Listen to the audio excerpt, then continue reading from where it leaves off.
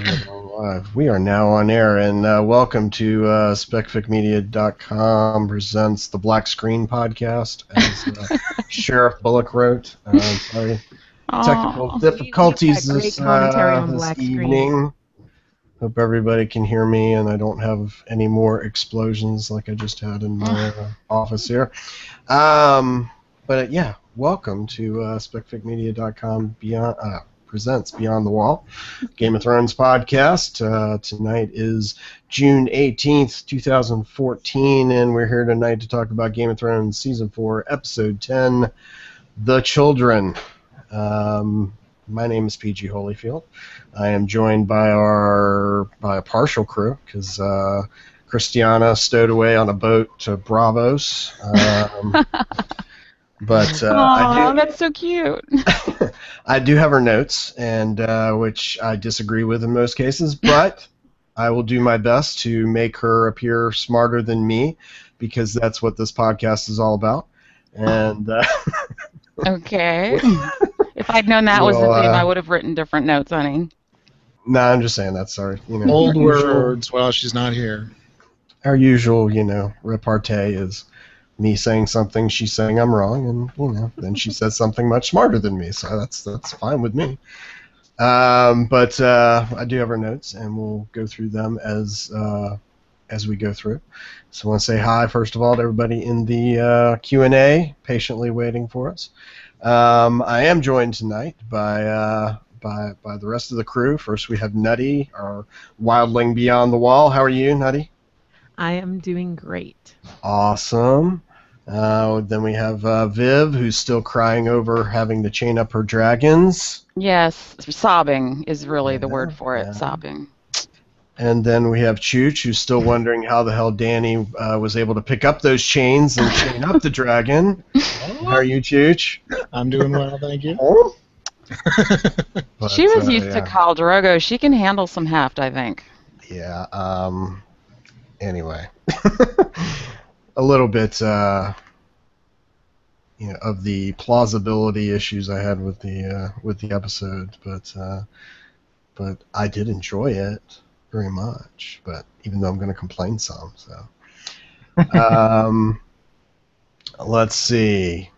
I just wanted to see I get some of this stuff out of the way here. We have in the Q&A, nothing, Jon Snow. PSA, they have started. You may need to reload your pages. Yeah. So I think it's precious that clear out the anybody Q&A. even cares. Yes.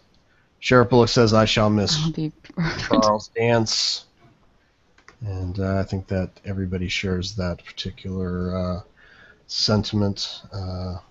He was awesome. Definitely one of the best actors throughout the last 3 seasons. So yeah. Yeah. So the children. Wow. We're done with season 4. Jeez. We will definitely have another podcast.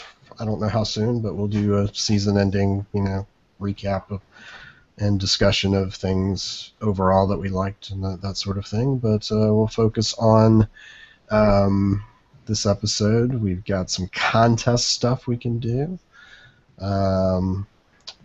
Because I didn't do numbers last week, so I have last week and then this week, and then we had our season-ending contest of what we might have thought the last visual of the season would be before the fade to black. A lot of which we can't say because a lot of us guessed one thing that didn't happen, but could happen next season. So we will save that for when it might happen next season, if it does, and we'll say, hey, that was what we were all talking about. But we did have some guesses from our audience that were close, and as we'll get to, Viv was very, very close, except she didn't believe in herself, so... Really? What? I was going to say, I don't even remember what I submitted. We'll get to that later. All right, but I'm fascinated. Yeah. So let's just jump into the episode.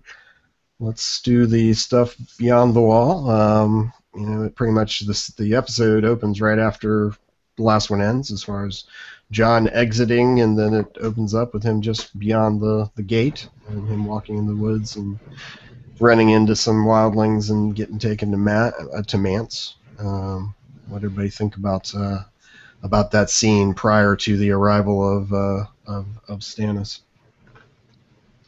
Nutty, what do you think?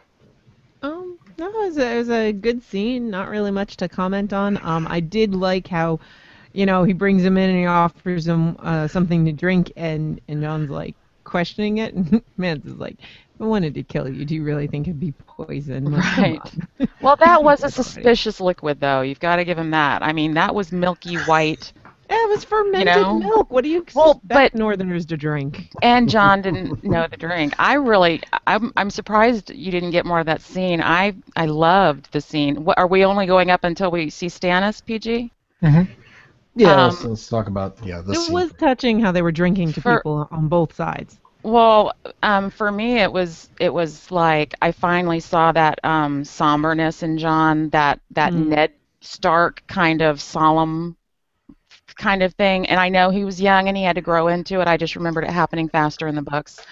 That was a favorite scene of mine. Shocking as it is that it featured John. He just like Rob, he really kind of matured immensely between even episode 7 and this episode. It was just like a whole new character almost.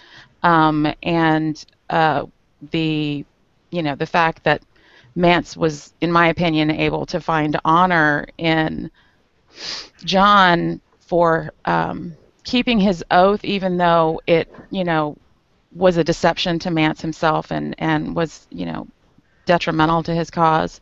He still respected it. He saw the honor in it. And the conversation, I mean, the toast to agree was very sweet, of course.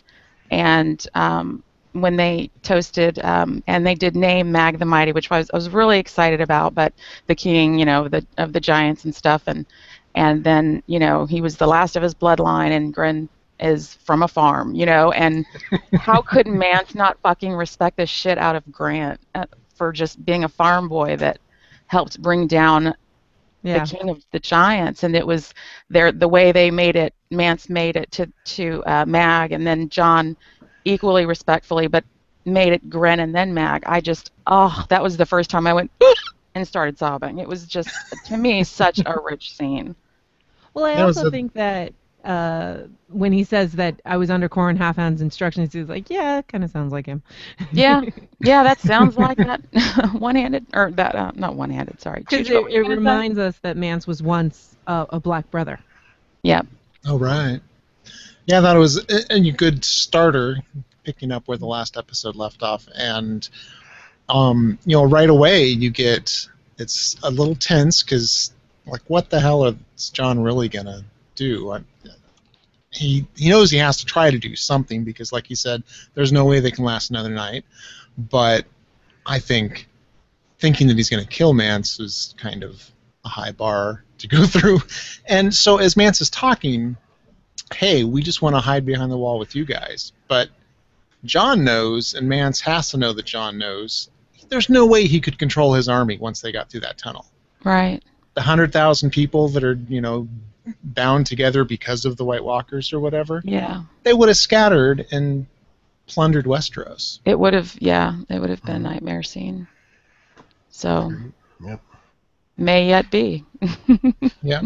We don't know. I definitely liked the scene between the two of them. I didn't like the way it was filmed very much. They were trying to do the over the shoulder, like showing, all you could see was like, John's face, and then the rest of the screen was sort of blacked out as like you're looking, like it's blocked by the other person, and they'd switch back and forth, and I didn't like the way it looked all that much when they were actually, talking. But yeah. Feel like a 2020 interview.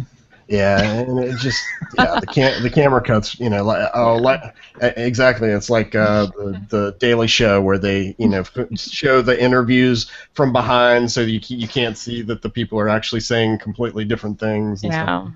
But I thought that like you're saying, the lines about Gren and the Mag and Gren, and then the Gren and Mag lines were really good. And God, that was so. Sorry.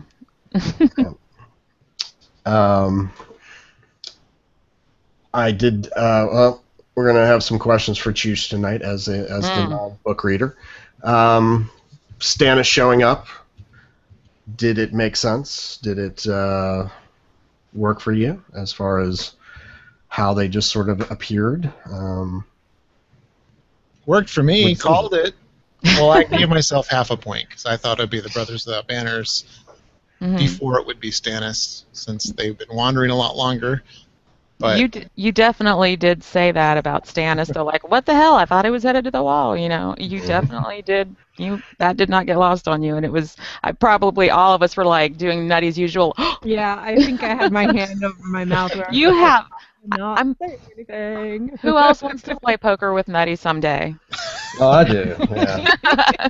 Balticon, honey, not a very good poker bring some player. money. Bring some money. I think you're the one person I can beat because I give tells too. Sorry.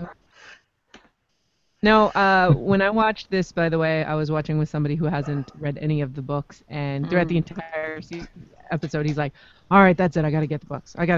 And at the end of the episode, he's like, damn it, now I gotta get all those books and I gotta read them. But when Stannis showed up, he's like, who is that? And he was completely clueless, and he was trying to guess, and then finally he sees it, he's like, oh shit, that's Stavros. That means that's Stannis. Wait a minute. Yeah, Nice. mic drop. It was definitely interesting, but definite props for Chooch, because he's like, oh yeah, this is what's gonna happen. So a lot of people had problems with the idea of, okay, how did they get beyond the wall in such force and just sort of appear? Yeah. Did it bother you at all, Chooch, or did it, just like, well, no, obviously it always kind of confused me, because if you look at the maps, there's water that goes north of the wall, and it seems pretty easy to take some boats around. Especially That's since exactly they were what they did. and they just came from Bravos on boats, so they were already, it was, you called it, baby. Yeah, that's the one thing that kind of bugged me about the wall, that, like, wildlings are never going to figure out how to make a boat. Yeah. Well, the difference is the people that come by boat to north of the wall are generally pirates or slavers, or they're supplying the wall. And you actually get a little more detail on this in some of the later books, how slavers will come up and they will capture wildlings and take them to Essos and sell them there. But there's actually, like, there is a port, and the brothers have interactions there because it's how they get their supplies and stuff. And I think in the books they talk about how, like, those brothers knew, but Stannis was able to move faster than the brothers could send a raven, I guess. I don't know. Right. And I agree though with you that it's not the idea of that the people from the south couldn't use boats to get north. It's that millions of years or hundreds and thousands of years, and none of them would ever think to use boats to get south of the wall, or figure out. Is not.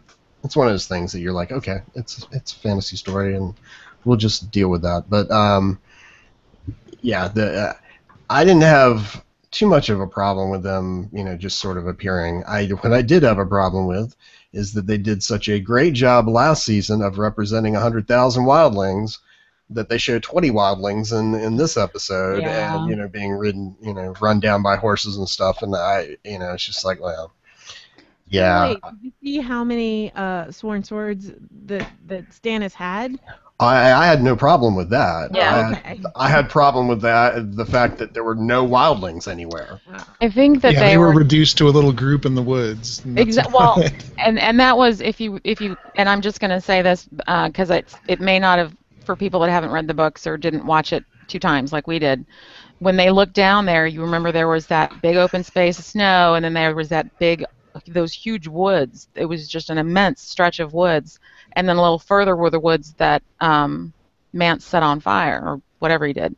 And so that was actually a really immense space. That was a forest, and it was an area that in the books they mentioned how because they were so short-handed at the wall, they were no longer able to clear as far out from the wall as they used to as a line of defense. They could only their perimeter shrank and shrank and shrank as the years passed. I'm sorry I'm so talkative tonight. I just love this episode so much. And I know I'm going to fade with migraine soon, so blah blah. But it really was a huge, immense area. There really were a lot of wildlings in there.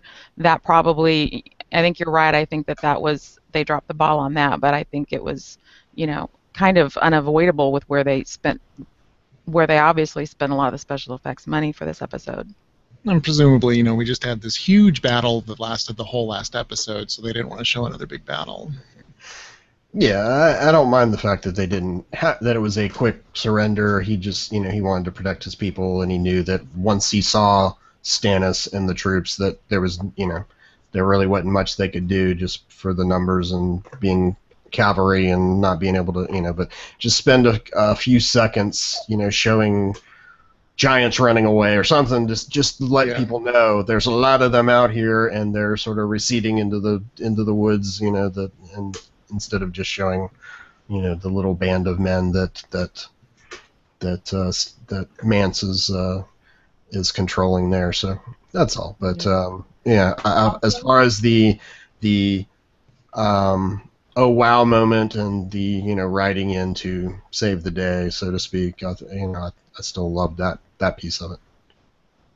Yeah, and also I just looked up a more detailed map of Beyond the Wall, and you guys are right. Like, it's actually very easy. They could leave from the haunted forest and get down to the gift without anyone even seeing them, because the line. Let's see if I can get my finger in the thing.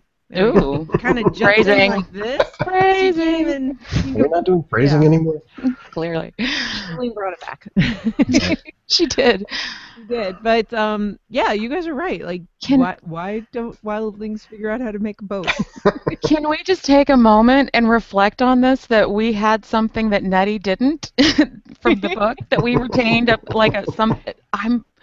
It took 4 seasons, but we got there, guys. Yes, I remember the words. I'm not good with remembering the maps. Yeah, as Sheriff Bullock notes in the Q&A, I do have a big map of Westeros on my wall that you can sort of see in the mirror over there. I can't. Very true. So that's a cheat code, but in fairness, I frequently referred back to the maps because it's a confusing landscape unless you can refer to it. So I was always so glad that it was always the front and the back, and you could figure, okay, this, there, that. It's a complicated world, and they never really explain it well in text. Mm-hmm. But the Wiki of Ice and Fire has this really great map of Beyond the Wall, which is so much better than the map that was in the back of the book, for me at least, because I squint a lot. I'm blind. And Tealwolf did say it was a great WTF moment. Seeing Stannis ride in, I'm assuming. One bit about the just the discussion with Stannis and Mance, and the idea that Mance said we don't kneel. And Stannis was pissed off, but he was like, okay, I'll take that. But just the conversation between him and John, and just sort of a little eye twitch over towards him when he starts talking about my father died for you, and Ned Stark's son, and he was just like, okay, powerful. So that was pretty well done, and yeah, I just thought that was a good scene, and just the idea that that Stannis sort of not goes against character, but at least is open to certain things here. I mean, it seems like the way his character is sort of portrayed. I mean, he's so stubborn or whatever that he would never ask advice from somebody he just met, John, who's a bastard or whatever, and with the idea that he asked him, well, what would Ned do? What would your father do if he was faced with this as Mance as a prisoner? And he's like, well, he'd take him prisoner, but listen to what he has to say, and that sort of thing. And then I'm sorry, go ahead. No, I was just gonna say, and the bit at the end about from what we've seen or what I've seen, you better burn all the dead. And just the idea that Stannis is a little more attuned to magic than other people because of Melisandre. So, like, Right. whereas some people would be like, I don't know what the fuck you're talking about. He's like, okay. Yeah, he Sure thing. he didn't do the usual Grumpkins and Snarks line. He saw Yeah. in the fire whatever Melisandre showed him. He saw enough that made him go, that sounds like good advice. And I think I was grateful because I'm not a fan of battle scenes that they kept the battle scene short. So my perspective is a little different than yours, BG. But I agree. It was really well done as far as the conversation, and I think that he respected Mance's devotion and to his people. He respected it, and I think that he gave him kind of the honor that like our president would give a visiting nation, where he would kind of not love or even respect really, but at least honor their traditions. And if they don't kneel, they don't kneel. You know what I mean? So I think that was almost like I don't want to get into a big sword fight again. We just settled this shit. So I thought it was believable, and I liked the instead of like a single mic drop, it was a double sword drop that Mance did. Just because he cared that much about the lives of his people, the people that had trusted him for the whole haul ass way to the wall. Yep. Yeah, and I love Davos more than most anything. But if Yeah. he says, "Oh, don't you know you're in front of the one true king of Westeros?" If he says that one more time, I'm gonna scream. So. Yeah, He's the only like, nitpicky thing that bugged me was Davos asked John a question. John answers, then he says, "You're addressing a king. You should say your grace." No, you're fucking talking to me. You're not a king. Yeah. Yeah. Yep. Yeah. Should we talk about the fact that somebody's here who wasn't in the books? Probably Somebody was here not. That wasn't I in the don't. books. Probably not. Not until we You see. talking I about don't know. Davos? Yeah. Well, it doesn't matter. I mean, Davos. Yeah, I mean, Davos was not here. He was at a different place on the wall, sort of doing other things, right? He wasn't in the north at all. I thought he was at the East March or somewhere. I could be wrong.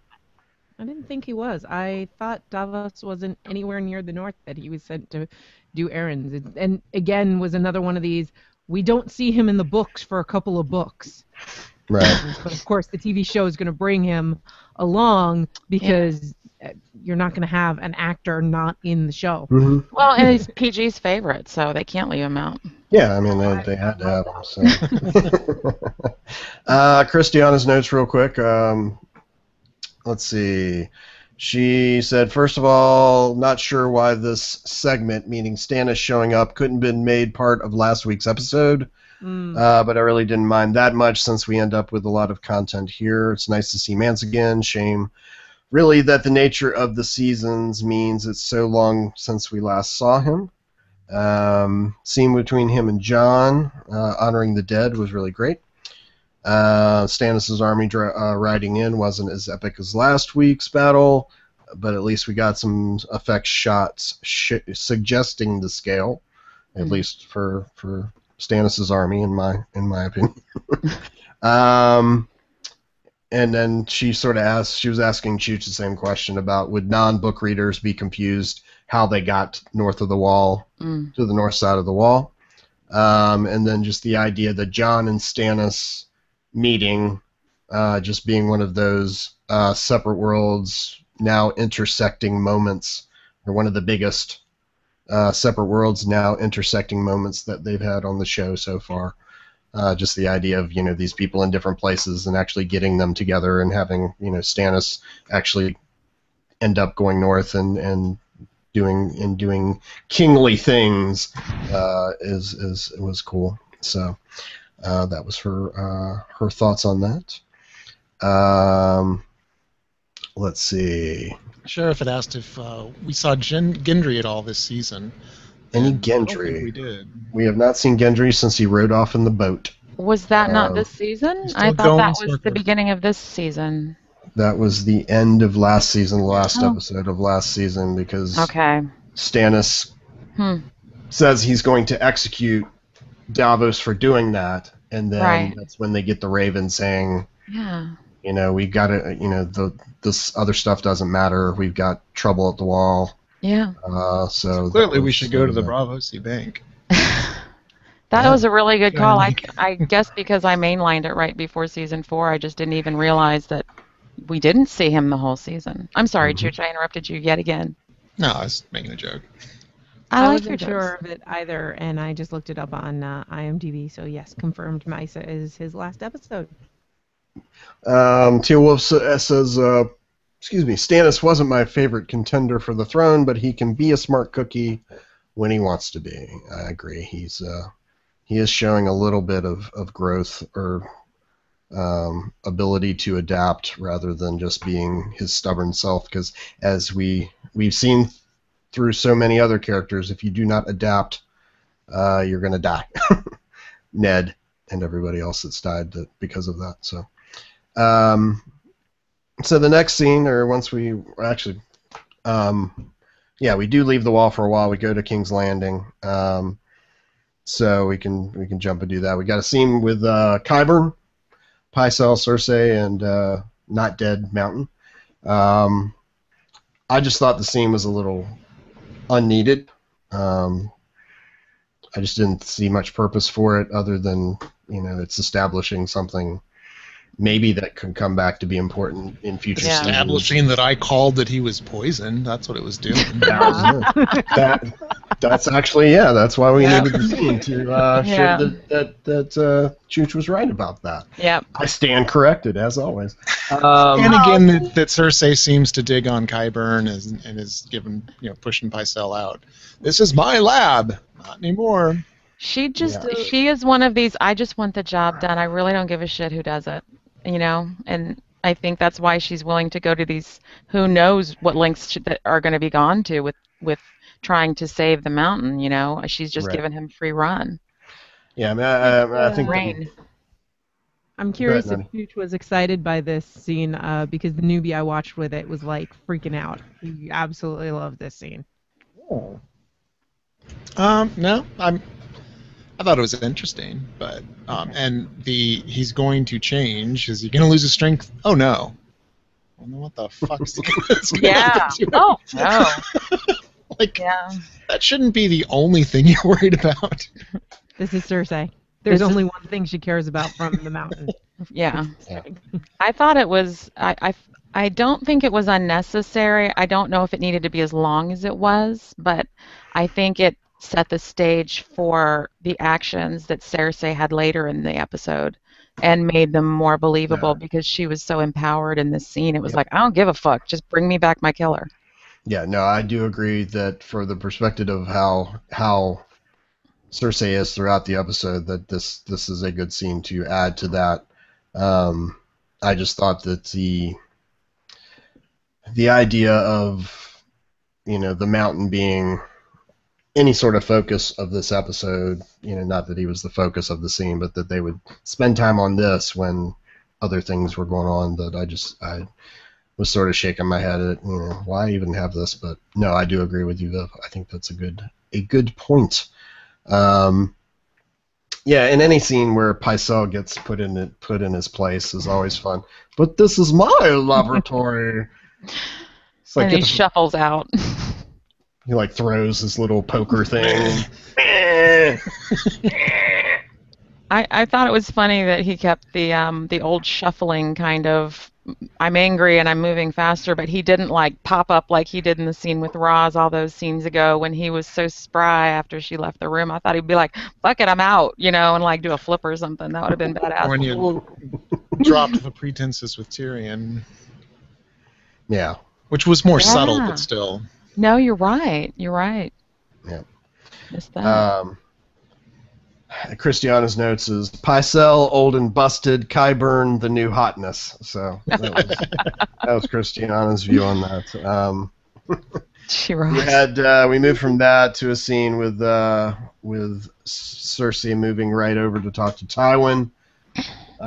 She pretty much says, I've changed my mind. I'm not going to be marrying Loras.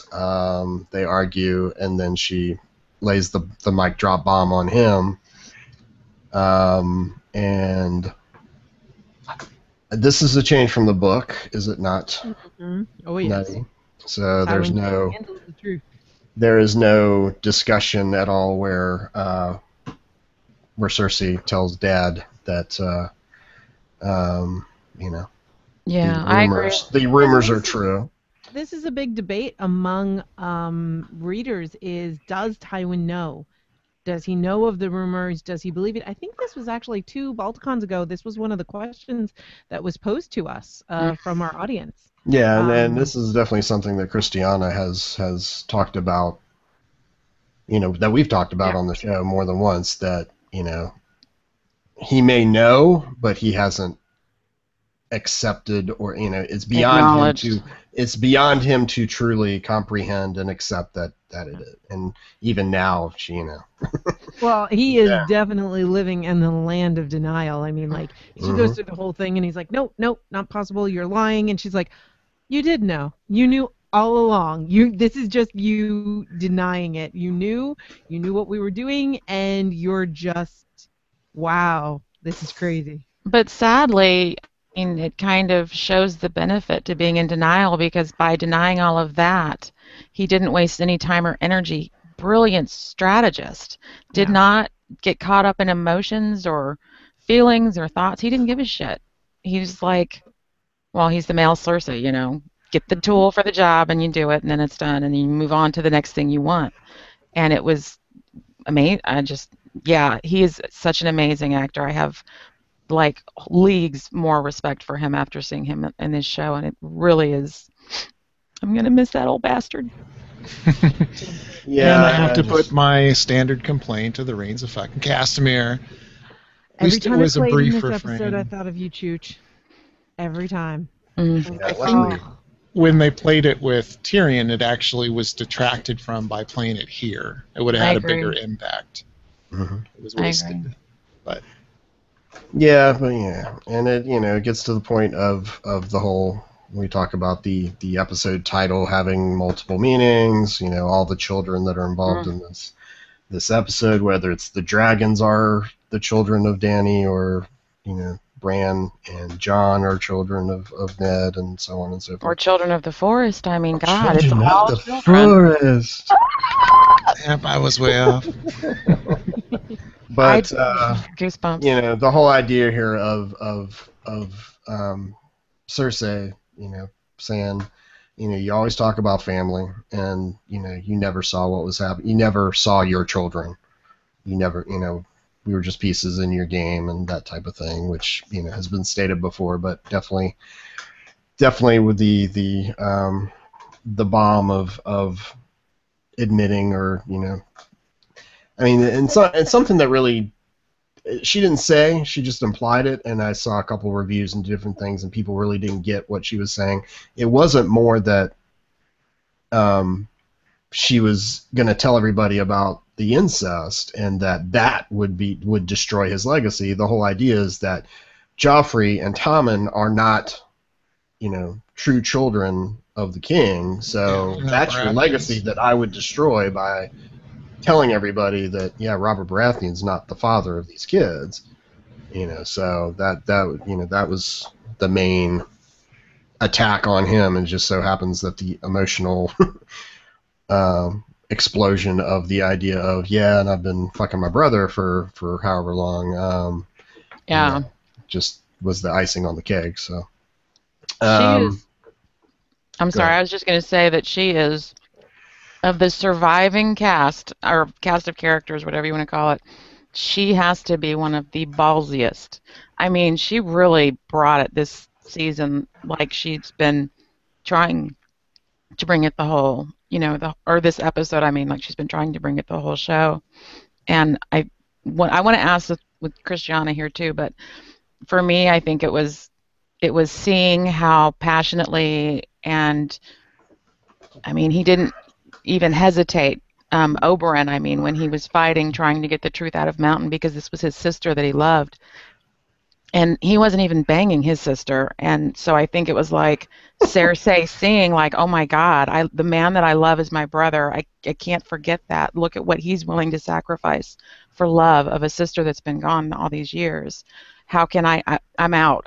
We're going for this. Does anybody else feel that way, that like Oberyn, in spite of her rage at him, inspired her to be this ballsy and this just, I mean, I want my man and I want my baby safe. That's all I care about. The rest of it is fuck all, you know? I actually think it's the exact opposite. Mm. Because I don't think she loves Jamie at all. I think she's just doing what she's doing to do it. You don't see any love in that speech that she gave. You think?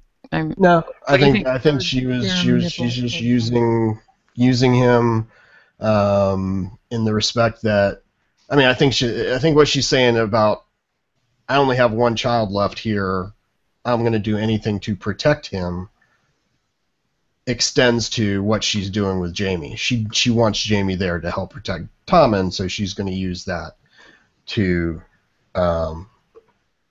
use her power over him to make sure that happens. That's a very good point. I think that entire scene is just Cersei manipulating Jamie. What do you think, Chooch? She's got a plan. Let me see what Chooch thinks, because we haven't talked about it, and I'm dying to hear what he thinks before we give him any more of a, like, because your opinion is going to blow me out of the water too, Nutty. I think the manipulation angle is really interesting. It hadn't occurred to me. I thought it was finally just screw it, let's embrace who we are, and let's be together. Yeah. Even though you raped me. Yeah, well, I mean, who knows? I mean, God only knows what led them to, monogamy with their sibling. God, who knows what happened for their life? Maybe that was the way some people play fight with, their loved ones, Creepy, but it's already incest. How much, Jesus, it makes murder look pale in comparison. If you look, though, I mean, she said everything she said to Jamie is exactly what Jamie wanted to hear. It's everything he has wanted from Cersei. There's no way that she's doing that because she actually feels it. And which it's is also what screams manipulation to me. Well, right. And she also mirrored a lot of what he said in the Sept. Yeah. Word for word in some cases to play into his his feelings and all that. So jumping into that scene, they are in... One more thing here. One other thing is, when we get Cersei chapters in the book, we see in her head, she does not see what she does with Jamie as incest. She considers them part of the same person. So her having sex with him is no different than masturbation to herself. So she doesn't think that there's anything wrong with it. That's a fair point. Whereas Jamie definitely sees a difference between the two of them. And he just doesn't care because he's like, well, I love her, so who cares? Yeah. Yeah. So we get into the actual scene. He's in the I forget the name of the room, Nutty, but where the book is and the King's Guard, where yes. Whatever they call that room. Lord Commander's office, whatever it's called, yeah. But it's the book Third room. cube on the left. The book room that they always like to slide around. And it is actually, there is a scene in the book where Cersei attempts to seduce Jamie in that room. And Jamie refuses because of the room and because he actually does care about his role as, leader of the Kingsguard and all that. And he's like, not here, which sort of, mirrors the whole thing in the Sept of doing it in that place and what that meant, and him refusing to do it in that room. That sort of, stings Cersei a little bit, and, their relationship sort of affected by that. It is interesting that they're going this direction with, okay, and whether it is an acknowledgement of her, true love for Jamie, or if it is a manipulative thing, I'm sure we'll learn more next season. But the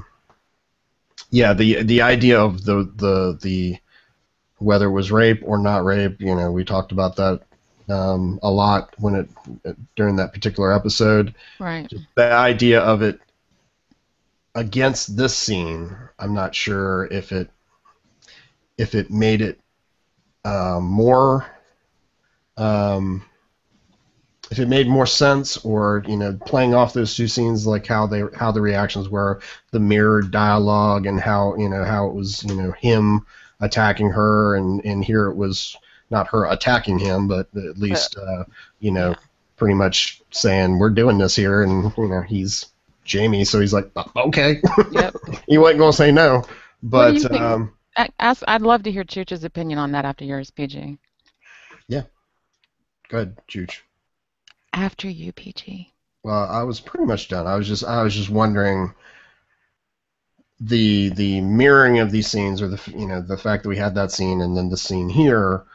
Do you guys feel that it changes how you perceive that earlier scene in the Sept, or is it still you still feel, if you felt it was too rapey, then did this change any views on that, or just sort of say, okay, well, this is a show about weird sex with siblings? I don't know. We just lost Chooch. I think so. Are you there? I just really wanted his opinion before he heard ours. Chooch. He's in a different location tonight because child. So, yeah. Yes, Chooch, if you can hear us, we can't see you or hear you. So. Tap on the wall or something. So, Nutty? Nothing. Well, no, this scene does not change anything that we had before. It's still pretty rapey. And that's more reason why it's manipulation. Hi, Tack. Missed you, Tack. Sorry. I was waving and talking over you, Nutty. Could you repeat it? Because all I was like, yeah, I see Tack. No, basically what I was saying is that the whole rape scene makes this scene even more about manipulation to me. If she was raped, there's no way she's going to be like, oh, I love you, you're so awesome, let's do this, you were right. No, it's manipulation. This is Cersei getting what she wants. She is saying exactly what he said, giving him everything that he wants because she is using him. And I see it. No, it doesn't change the earlier scene at all. Chooch, did you hear the question? No. Okay, PG, ask him again, because I was dying to know his opinion. I was saying this scene, we had the scene in episode 3 in the Sept and the rape, not rape, whatever it was, and so we have this scene here. Yeah, okay, it was rape, and so we have the scene here. Does the fact of how it is approached, the mirrored dialogue, different things, did it affect your feeling of what happened in that earlier episode? And I think you just answered it was rape, so I don't think it changed your opinion on that. No, and the manipulation aspect, it really makes a lot more sense if you think about it like that, what Nettie was saying. Yeah. Can I just say, I love you guys. I love this male perspective. I do too. I'm really surprised because I guess I read it differently from you guys. I'm curious to see if Christiana's notes said, but go ahead. What did she say? Yeah, I was going to read those if you wanted me to. Sort of both scenes here. Now that Tyrion is sentenced, Cersei completely rescinds her promise to Tywin to marry Loras without protest. On one hand, nice to see her commitment to standing up to Tywin this time. On the other hand, dragging Jaime back into this discussion without talking to him first, and then seducing him on that basis is pretty awful. I wish he had turned her down. Also, pretty much confirmation of what I've suspected is that Tywin, though not stupid, would absolutely not allow himself to believe the rumors about Jaime and Cersei, remaining ignorant through sheer force of will. Agreed. I agree with that. And on the one of the lines, I was just thinking, like, so say we all on almost everything she said. I guess that I am kind of like the standing alone. I guess I went from like my usual trying to figure out why people do the things they do. I kind of instantly thought that, like I said earlier, we don't know what they're upbringing was like as far as interactions with each other. As Nettie said, beautifully said it, she saw them as the same person, as two halves. They were twins. They were born literally seconds apart, I believe, seconds apart. And so for her, it's very, this is us. We are, and we're the parents of these children, and we are the only ones that are going to really fight for them, because she was right. Tywin and Marjorie would have just ripped them apart, just being pulled the different directions. But I just kind of reconciled it as, you have a dead mother, you have a monster for a new brother that killed your mother, you have a father that she doesn't realize it until that scene with Tywin, as we see the look of shock on her face as she has that realization, is he never saw them. So they had no parents. They were literally left to their own devices, and for them it became sexual, and there was nobody to say that's inappropriate. And the ones that didn't last very long. If I remember in the books, the nannies that did catch them doing naughty things, weren't they sent away, Nettie? Yeah, and I do remember that Tywin talks about how he brought Jaime with him to King's Landing, and he didn't bring her. And that was actually shortly after they were discovered once. He purposefully was trying to separate them. That's true. There's also a whole thing in the books where he's trying to get Rhaegar to marry Jaime. Not Jaime, sorry, Cersei. That would have been totally my. All of a sudden, we have a new shipping story. I really need a picture of Rhaegar now. Like, give me an actor. And basically, the Mad King said, "There's no way in hell your daughter is going to marry my son. She's not royalty. Your house is not royalty. You're just rich. That's all." And so anyway, but because that deal was trying to be struck, is one of the reasons why Jaime accepted his offer to be in the King's Guard. It was all about getting to be there with Cersei. I mean, he was like 15 years old when he joined the King's Guard. No, he was 15 when he was knighted. I don't remember. He was really young for everything. I think your memory is really accurate, really close, if not spot on. But so the whole thing was like they were constantly trying to be together, and Tywin was definitely trying to keep them apart. Whether that means that he knows that they were still having sex or not is a little iffy, but it was definitely these kids are too close to each other. Right. It's oogie. He was trying to keep them apart. Yeah. Sheriff Bullock in the chat says, I feel pretty stupid telling Thrones haters who think the series is rape heavy that the series will address the Cersei Jaime rape at some point. Be patient, only to not have that happen. In fact, she seems crazy in love with Jaime again. So. Okay, so I'm not the only one that was sold by Cersei in this scene, because again, they're changing things, and I thought maybe. Mm-hmm. She's a good actress. Yeah. Right.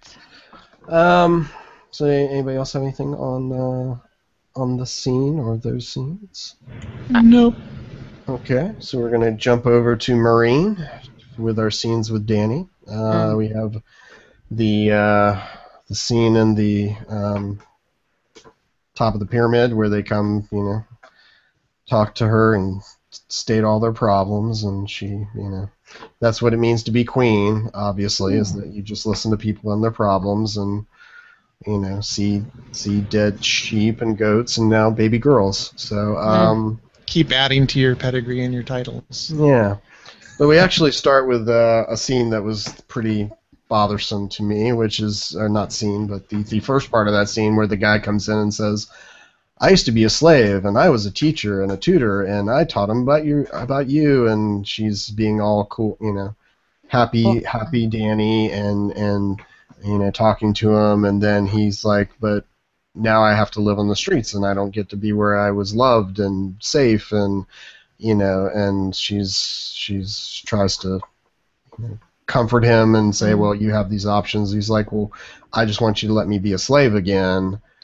And at no point does anybody say, well, how about being just a paid servant instead of a slave. Maybe that would be an option, but that's not brought up at all. It's Open a school, maybe. Educate the children you freed. Well, I think that's and that's what I thought was going to happen. Oh, let's open a school, but that wouldn't that would take care of him and not other slaves that are in a similar position.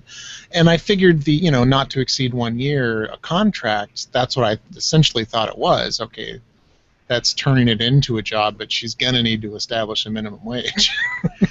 Yeah, but it was like they never really said the words, well, you'll be, compensated for your work instead of being, because he's pretty much saying, I just want to be a slave. I want to go live with these people and be their slave. And, she doesn't at least try to frame it in such a way. She's just like, well, we'll make it so you can be a slave for a year or an indentured servant or whatever you would want to call it instead of just trying to think through that piece of it. And, Barristan's like, well, they're going to take advantage of that, these slavers.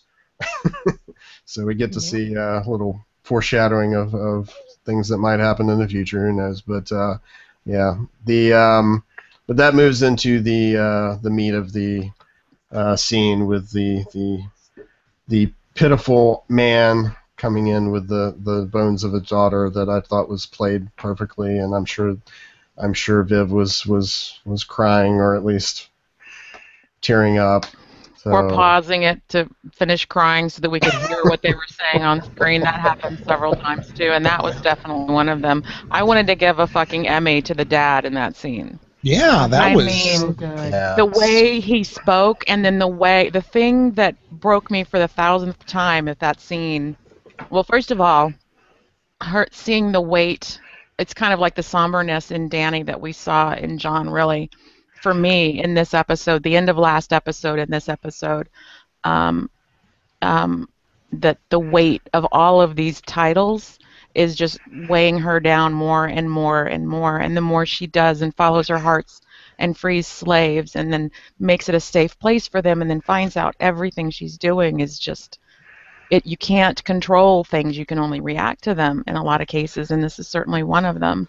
But the actor, the father, there's two really important things that I took from this scene, and one was I love that man, that father, and whoever's children are the luckiest children in the world, because even as simple as, if you forget what he was saying and the pleading and the emotion, just this one little thing where he has his daughter, his 3-year-old daughter who he loved so much, laid out.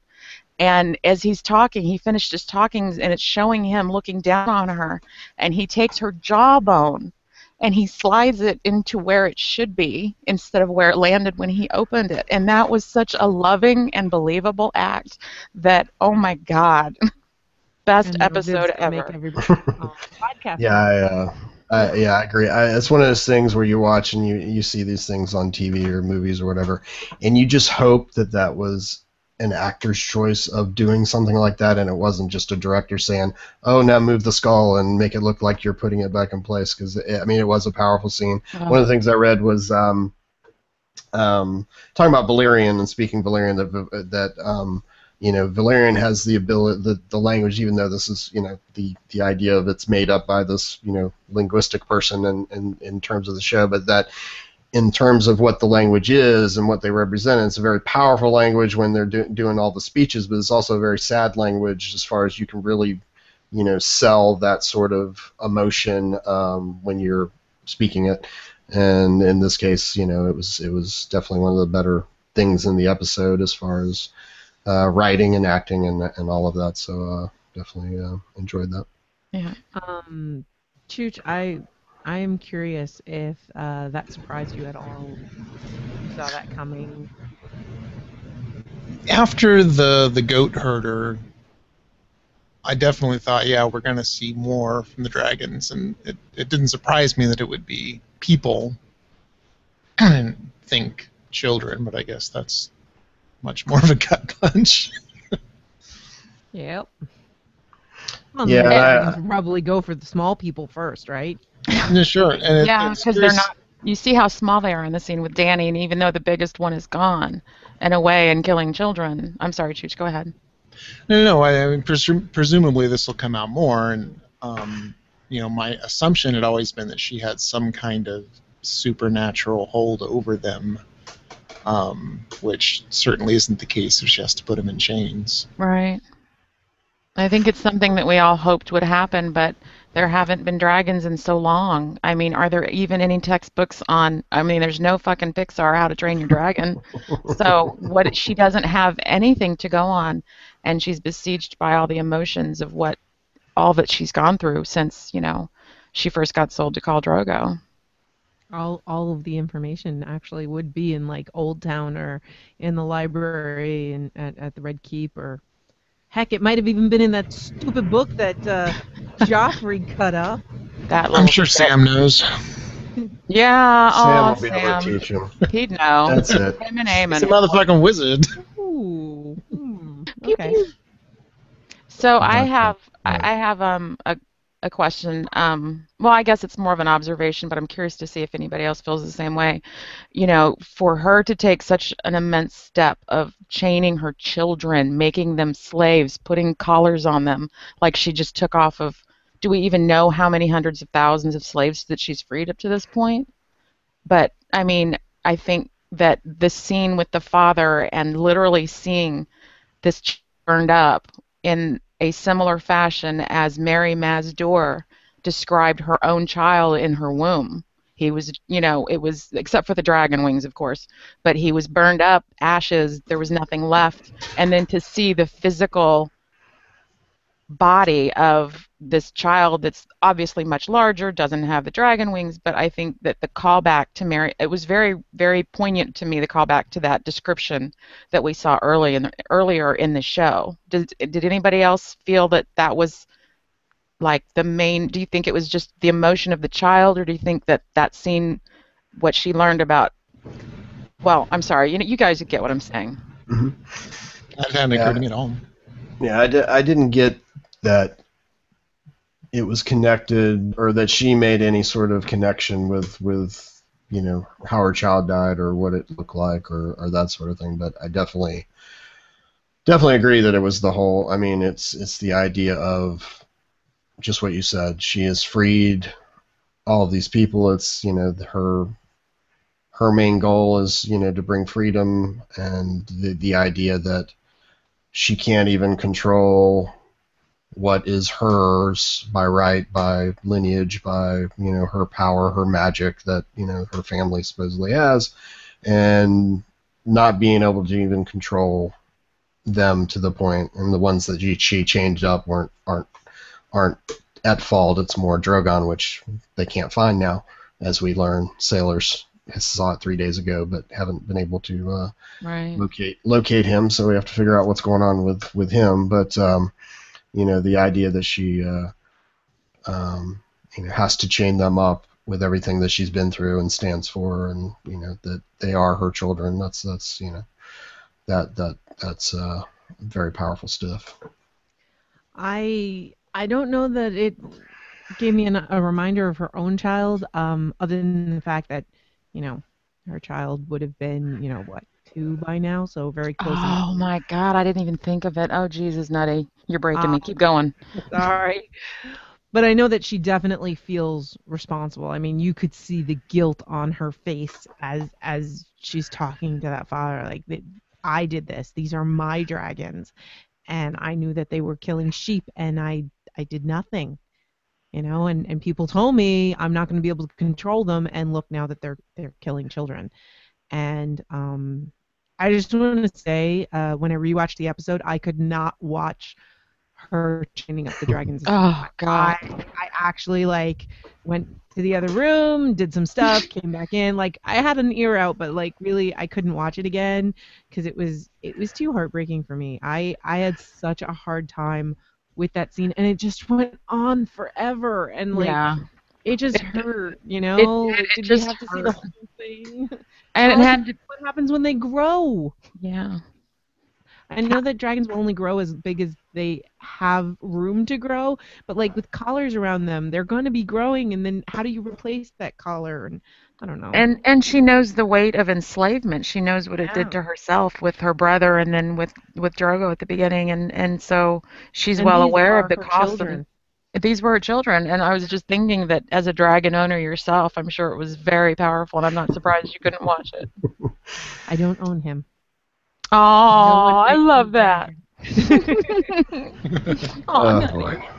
But yeah. Yeah. Oh boy.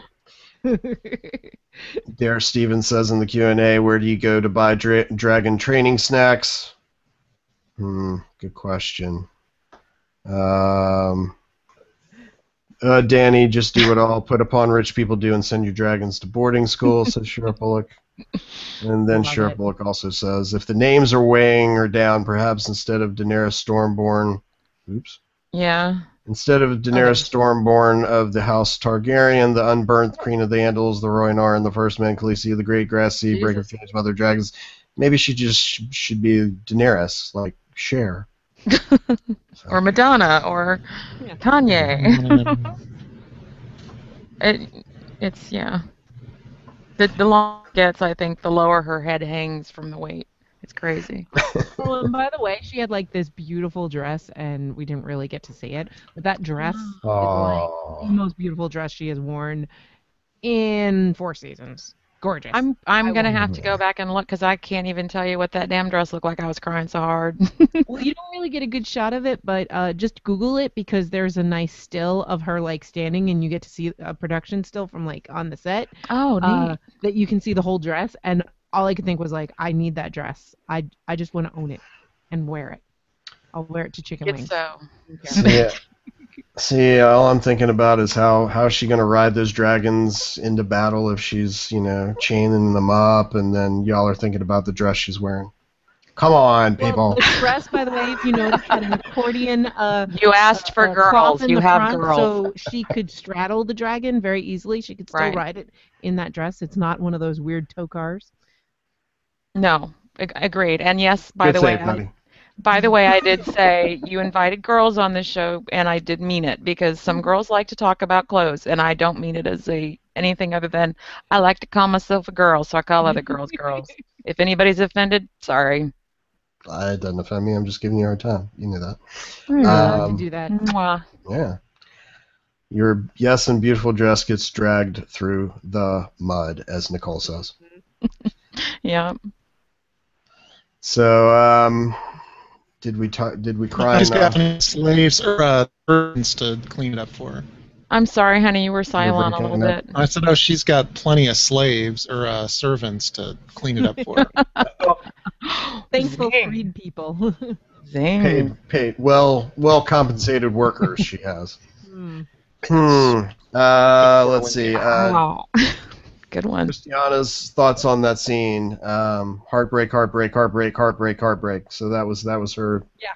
Her thoughts on that. So say we all. She did agree with me, though part of me wanted her to tell the ex-slave Cheecher, maybe your old master should just pay you then. Right? So, yeah. Yeah, just get a couple bucks here and there now. I guess for me that was what contract implied, but yeah, definitely should have been more direct. She did say sell yourself, or she did imply payment. You're right. I think she clearly implied the payment part. Wrong. I'm just kidding. I was thinking that she. No, I'm not. Yeah, I thought she was saying you can go be a slave, but it has to be a year contract type thing. Not that contract meant payment, but that they couldn't just go and be slaves forever. But also, backing up Barristan there, I mean, the masters could just use that as a way of making them slaves. Like, oh yeah, we're paying you in room and board, and it costs so much to keep you. Yeah, you don't get coin, but right, you get safety and comfort, but not cash, which au pairs do all the time. Dare Stevens says if Oberyn still had eyes, he would agree that Dany needs to dress properly for battle or any casual occasion. Oh, poor Oberyn. Oh. So from there, if nobody had any more crying over dragons, we go beyond the wall. Master Aemon delivers his eulogy over the fallen. We get the sighting of Celise and Shireen. Outlaw country! And It wasn't clear if that was Shireen or not, since we couldn't see her close enough. It wasn't clear to me. She Yeah. looked a little different, but I'm guessing it had to be. To us, she looked taller. We both commented on, is that Shireen? It looks like it could be her, but taller than I expected, and I just wish we could have seen her better. just the fact that it was a young girl standing beside Celise with the same color hair, I think that you're definitely supposed to assume that at least. Yeah. Chich, what did you think of the long glances between John and Melisandre? The first thing that occurred to me was she has royal blood in her head now. She's like, ooh, another victim, but then, Yeah. oh, wait, he's not really the king, and it's not clear what her criteria is. Right. Hmm. And don't forget that... what royal blood would John have? Well, I mean, I guess my presumption was, Winterfell, that they were individual kingdoms before they were united. So Okay. Gotcha. So, First Men, blood, all of that. Starks used to be king of the North. Gotcha. Interesting. Right Okay. on. Did anybody else think that it was odd that Melisandre's hair was black like John's in the dark, and normally when we've seen her burning shit in the night outside, she still looks very red. She has the red hair, the red highlights. The lighting is such that she is still very much the Red Priestess or the Red Witch or whatever you want to call her. But I mean, as they were doing, like Nettie was asking about the eye contact, it was almost to me as if she was downplaying that aspect and playing up more of a northerner, therefore somebody that John could trust more easily than some woman that believes in this magical religion that makes no sense to me as someone that, honors the old gods. I mean, just a lighting change would have brought that red, and because think of all the times we've seen the glowing red stone and the red dresses, and here she's dark hair, dark dress. It's a somber occasion, but she's never looked less red to me. Right. Yeah, I didn't. I sort of took that as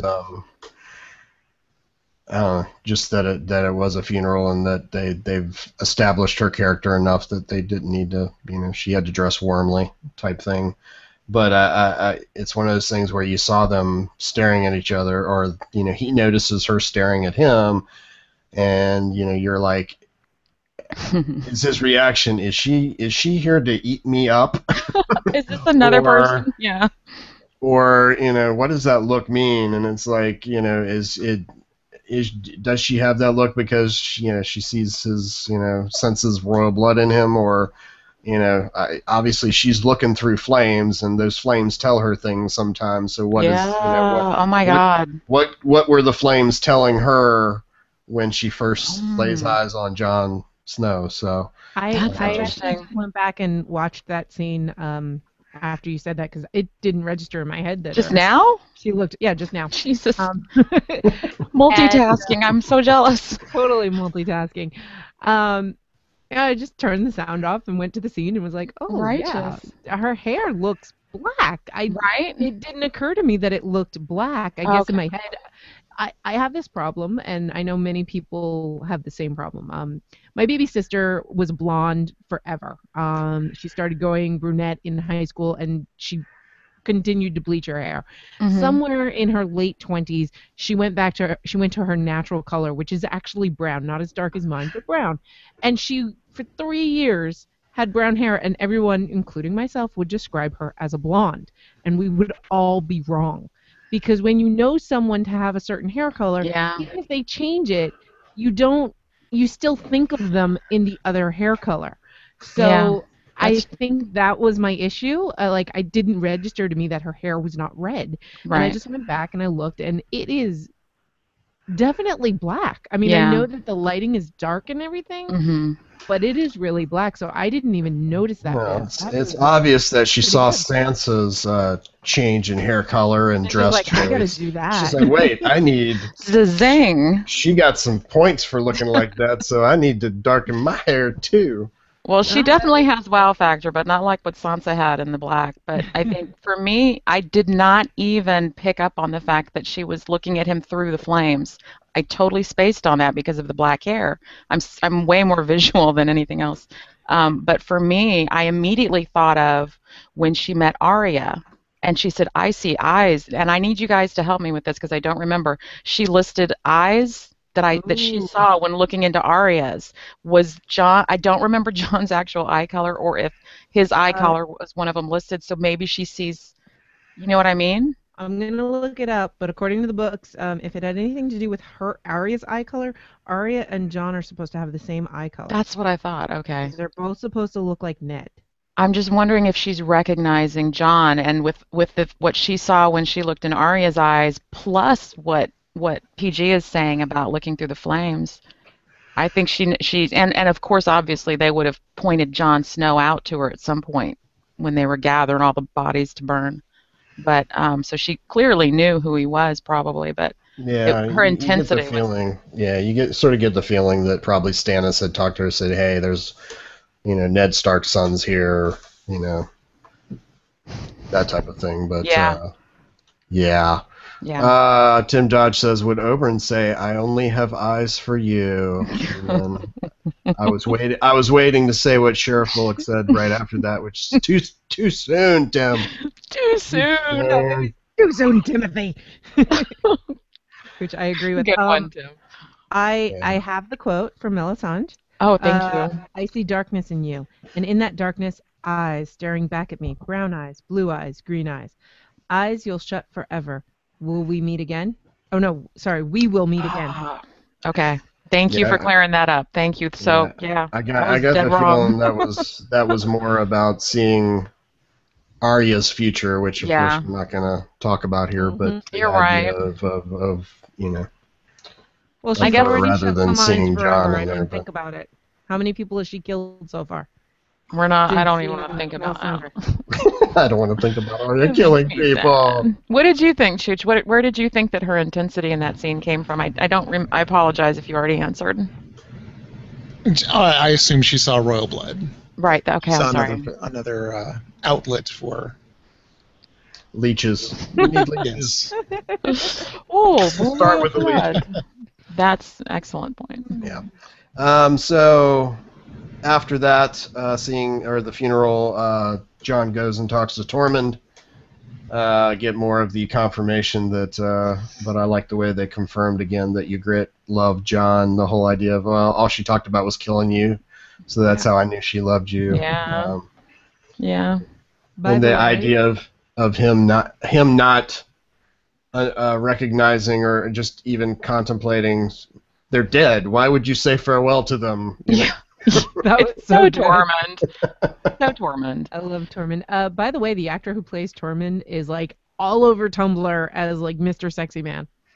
Well, And for out good there, reason. like everybody is crazy about Tormund this week. Which one talk about fucking a bear and all of a sudden you're on it's more than fucking a bear, PG. More Beavers. than. More than. It was how I think for me. Shut up.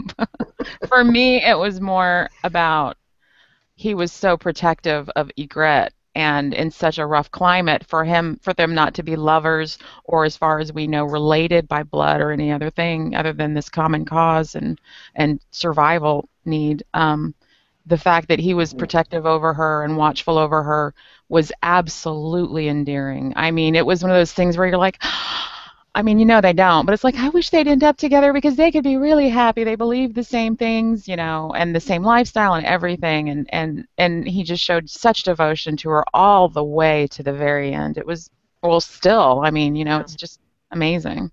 Burner and Burner on the North. Tormund and Ygritte to me, in my headcanon, is like Jane and Kaylee. Because in my headcanon, Jane definitely has a thing for Kaylee, but he would never do that because he's not worthy of her. And Tormund definitely has a thing for Ygritte, but he knows that she wouldn't accept him. But both of them are very protective of these people and respect them for the skills that they have. Yeah. So very similar relationships in my head. But he at the end of that little talk, Tormund says, she deserves to be buried in the north, and you know what I mean by in the north, and so he drags her out on on horseback, and then burns her out beyond the wall, and what I mean, I thought it was a great scene. I kept expecting her to, or Chooch. Well, I just spoiled the question. I thought she was gonna like wake up right at the end, and go ah, be like turned into a white or whatever. I was totally scared that was gonna happen. Yeah, I really, as much as I've said, I'm sorry. Go ahead, Chooch. No, it definitely entered my mind, but I didn't think it would really happen. Yeah, one thing I thought was funny, I thought it was bad editing, is that he's like walking away, and they have that little pause, and you see the flames behind him and all that stuff. But you can also see in the corner that like he's leaving the horse just tied up as he's walking back to the wall. It's like, hey, your horse is back there. Gotta go get your horse. He was distraught and lost his horse keys. Yeah. No, the horse is right there behind him, just like, dude, where are you going? I didn't even catch it. Dude, it's cold out here. Dude, I'm gonna get hungry. It's gonna get interesting out here. Yeah. Wow. Yeah. It's like the horse in Lord of the Rings. What was that horse that got abandoned and left to Bill or something? Yeah, Old Bill. Old Bill. Sorry. Oh, yeah. Whoa, tangent. Sorry. Yeah. I forgot that one of the line I was going to say about the lack of wildlings is that last week we had Middle Earth math, and then this year we went back to Dothraki math for the wildling army. But yeah. So after the final look at Ygritte, we go to Bran's story. We had a brief conversation, or we were watching it, I think, the second watch, because I had a brand prediction that I couldn't remember if I had said on the show or not. And Vid said I probably hadn't. So I wrote it down really quick. Yeah, just not necessarily for this scene, or not necessarily what's going to happen in the tree. I had no clue what was going to happen in the tree. But that, in my mind, I figured at some point, Bran's going to warg into Hodor and basically get stuck there, and that essentially he'll have a new body. Because there are multiple things to me that kind of pointed at it. The guys at Craster's Keep were saying, how imposing Hodor was, and if he wasn't a half-wit, what he could do. They mentioned when Oral died and what happened, and Jojen telling him not to be in the wolf so much because, Yep. something will happen. So that was kind of my prediction, and then the big battle that they go into, I was like, wait a minute, that thing's getting cool. Is this? No. Okay. Right. I thought that was we'll get to that, but the one of the things that I'll just say up front is that they made a big change here in the scene. Yeah. And once we get to that, which we'll get to in a minute, once they got to that, it's like on other things that we've seen in the show. Once they do that, it's like, okay, they could do anything here. And I will say that the mechanics of what your predictions are, you are very insightful. But I'm not spoiling anything. Just you're very insightful. But then when you had that one look where Hodor is looking back at Bran, and those two skeletons jump out of the ground behind him. Yep. Branador has this look of, oh shit, what happens if they get to Bran before I can get there? Before I can get to my body, before I can get there. And then, then we have fireballs, which, that was a bit silly. But yeah, and that was my thought that, maybe that would be the catalyst, because those are supernatural creatures, like Oral was just killed traditionally, killed. But clearly not. So I did have that same thought as when seeing those things rise. I was like, fuck, they're not going to kill Bran. What the hell's going to happen? Branador. Anyway. I do love that. We need to remember it.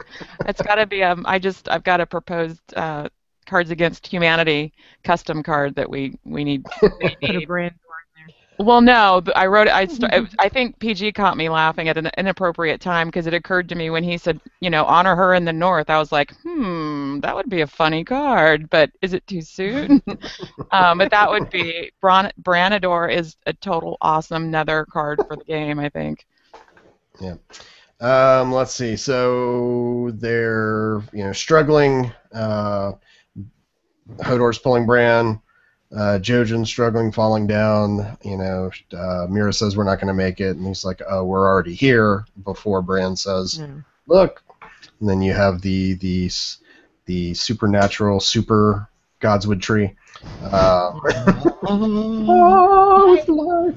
I watched this, I was really upset at the whole timing. I'm like, how the heck did they get from Craster's Keep to there? And then looking at the maps, by the way, tonight, I'm like, they wouldn't even be. Why did they even go by Craster's Keep? They should have been on the other side, but whatever. And I'm sitting there going, this is way too close. And then I had to remind myself, it's not all happening at the same time. Yeah. Let it go. And not only that, but as Bran said when he was addressed, it's been a long time. We were, I expected you sooner or whatever it was. He said, I'm jumping ahead a little. His answer of, I was trying not for no one to die because of me. And so I felt like that is so Bran. And I thought that kind of explains that weird timeline that may have occurred. Yeah, and as I always point out, Nutty, it was the end of season 2 that the White Walker army was almost to the wall, and then they've just been wandering around in circles ever since. So the fact that Bran ended up near Craster's Keep should not be a surprise to anyone. So they see the tree. You get over the fact that we're never gonna have cold hands, and we're never gonna have all that stuff that happened on the way. So this is me trying to get over it. No moose antlers or elk or whatever. Anyway, Chooch is like, what the fuck? So they start approaching the tree, and then that's when the shit hits the fan, and Jojen starts getting pulled back. You don't know quite by what, and then multiple skeleton creatures jump out of the ground. This is a change from the books. They are attacked, but it's more by like whites, like the dead, like the ones that they've seen before, where the ones that you have to burn and that attacked Mormont at the wall. I think these are the same. It's just they've been undead for a lot longer. I think you could be right. I guess this is my. I was thinking in straight D&D terms. Oh, these are skeletons, not no, whites, these are not regular skellies. Like if you look, you can see some skin attached to the bone every now and then. But these are just they've been undead for a lot longer. But yeah, they're like ancient times. I think they're like children of the forest times. Obviously, it's been a while, so they're more. I will bow to your knowledge and say that wasn't a change. That's my speculation. I'm not entirely sure that I'm right. I was just tailing on Nutty. So. What's that? Now, Viv didn't even read the book that this is in. And see that's where I'm kind of like the timeline is so off for me because there's stuff happening from book 4 that's already happened in 4 and they haven't started filming or showing book 4, so my timeline is skewed. And I know that this, to me, this was like Christmas fucking morning right there. Seeing the children of the fucking forest in this episode was completely unexpected for me, and I'm just gonna say this, that I think that they did a masterful job of portraying them in this world that they've built of Sir Martins. It's just, in my mind everything was cleaner and nicer and more comfortable, but as they've done in the book, they're not going to come out up and up looking like Galadriel or Arwen or anything like that from Lord of the Rings. It's not that pretty of a world. It's very ugly and harsh and primal in a lot of ways in the world as opposed to the way I imagined it. And so as soon as we saw the first thing, it was like, that is precisely how it needs to look for me. Yeah. Well, in my head, the children looked like the Gump from Legend, so it was really very fitting. Hmm. I think that I reference. thought they looked like the kids Oh, from Hook. Yeah, yeah, I thought she yeah. looked like the A little kids bit. from That's Hook. true. You know. Yeah, but I But mean, yeah, for Now, me, they're still of legend. Sorry. And so it was.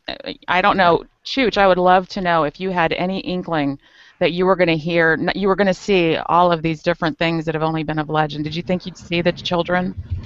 No, not at all. That was a huge surprise. Yeah. so yeah, so they're attacked Wait. by I have a the question. yeah. Sorry. No, This no. whole scene, you read it in the book. Was this scene on screen as scary, scarier, or less scary than you remember reading it? It was scarier, but I think for me, because of the like the whites being, sort of looking like the Harryhausen, those types of skeletons, and some of the other stuff, and the Child of the Force throwing fireballs. It almost got a little cheesy. So I thought the book was a little more scary, whereas this was, scary, and as I don't want to ruin things, since I guess we shouldn't say, since it's book 5 and Viv hasn't read book 5, but 4. was this in I 4 or 5? I thought this read was in Dance of Dragons. Isn't Dance 4 or is it 5? Sorry, I always get confused. Whatever I Dance is. I Feast read for Crows is the next. Dance Is is 4, 5. right? Dance Yeah, is Dance is 5. 5. Sorry, So this You're is Chooch. book right. 5. Sorry. I always Feast get for confused. Crows is 4. Right. And I've Yes, only read Dance Feast is for 5. Crows once, and I decided about, because I just finished book 3 again on my reread with my new learning fun neurological stuff. So I don't remember a lot of what's in book 4 other than what I kind of remembered was going to happen. Like I know Arya, we're going to know more about Arya in the next season. They're not going to leave her out. There's going to be more and stuff like that. So some people I remember what happens in book 4, and book 5 I have no idea, but I know that I am so delayed in reading it that I know I'm going to get spoiled. So, if it's not something that you think would spoil non-readers, Well, then don't, I mean, I just tailor it for me. it's the type of thing that, if we're following the rules of the show, that if it's a change from the book and it's obvious that it's a change from the book, we can say what that is, how it's Right. changed from the book. The idea is that Jojen doesn't die in the book in this Yeah. way at this point.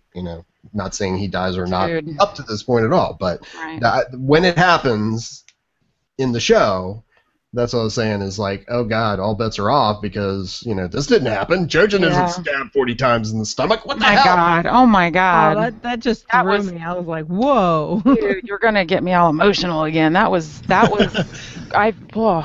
I fur, would- for God's sakes. Every went- hit was like it was hitting her directly. She was like, I did not know it was coming. I had no idea, and it just I was like, "Are you fucking kidding me?" It was just And then Mira having to finish him off so that That he wouldn't be was- killed by them. Mhm. Oh. But on the rewatch, when I caught, when he was told later, he said, "Oh, Jojen knew he was going to die when he took this Mhm. quest on. He knew, and he did it anyways."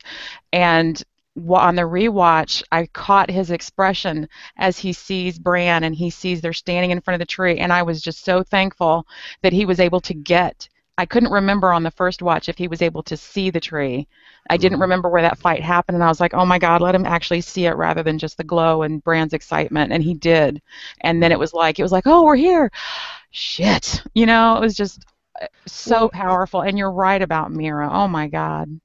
And one thing that I just caught on, I didn't catch it when we first watched it, the episode where they're at Craster's Keep and he actually sees a vision and his hand's on fire. Oh my gosh. He saw, like they told He knew us the what was details. happening. He knew all. It happened so fast. So there's even track that, but I knew from that scene that he knew he was going to die, but then the fire threw me off, because I was like, well, this has nothing to do with fire, him being stabbed in the stomach 40 times. right, Over. yeah. But still, yeah, it was. I thought it was well done in all regards. Total. Sorry. Yeah, other than the fireballs being thrown,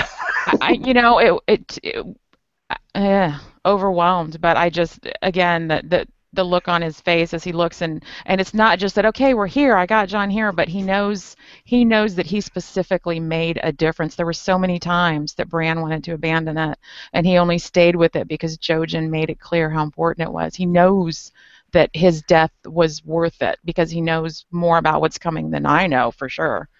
Yeah. Right. And by the way, we needed the fireballs to make up for the fact of not having cold hands. Also, I know. as Jojen's laying there dead, you can see his eyes are starting to cloud. That's And yes. when I watched that the first time, I'm like, please hit him with a fireball. Please hit him with a Anything. fireball. I don't want him walking around. Just anything. I don't So that care was if, good. yeah, if that damn owl from our childhood drops out and starts a forest fire. Just don't let that baby have his eyes turn blue. That almost killed me. Have Drogon show up. I don't care what it takes. I don't care. But Yeah.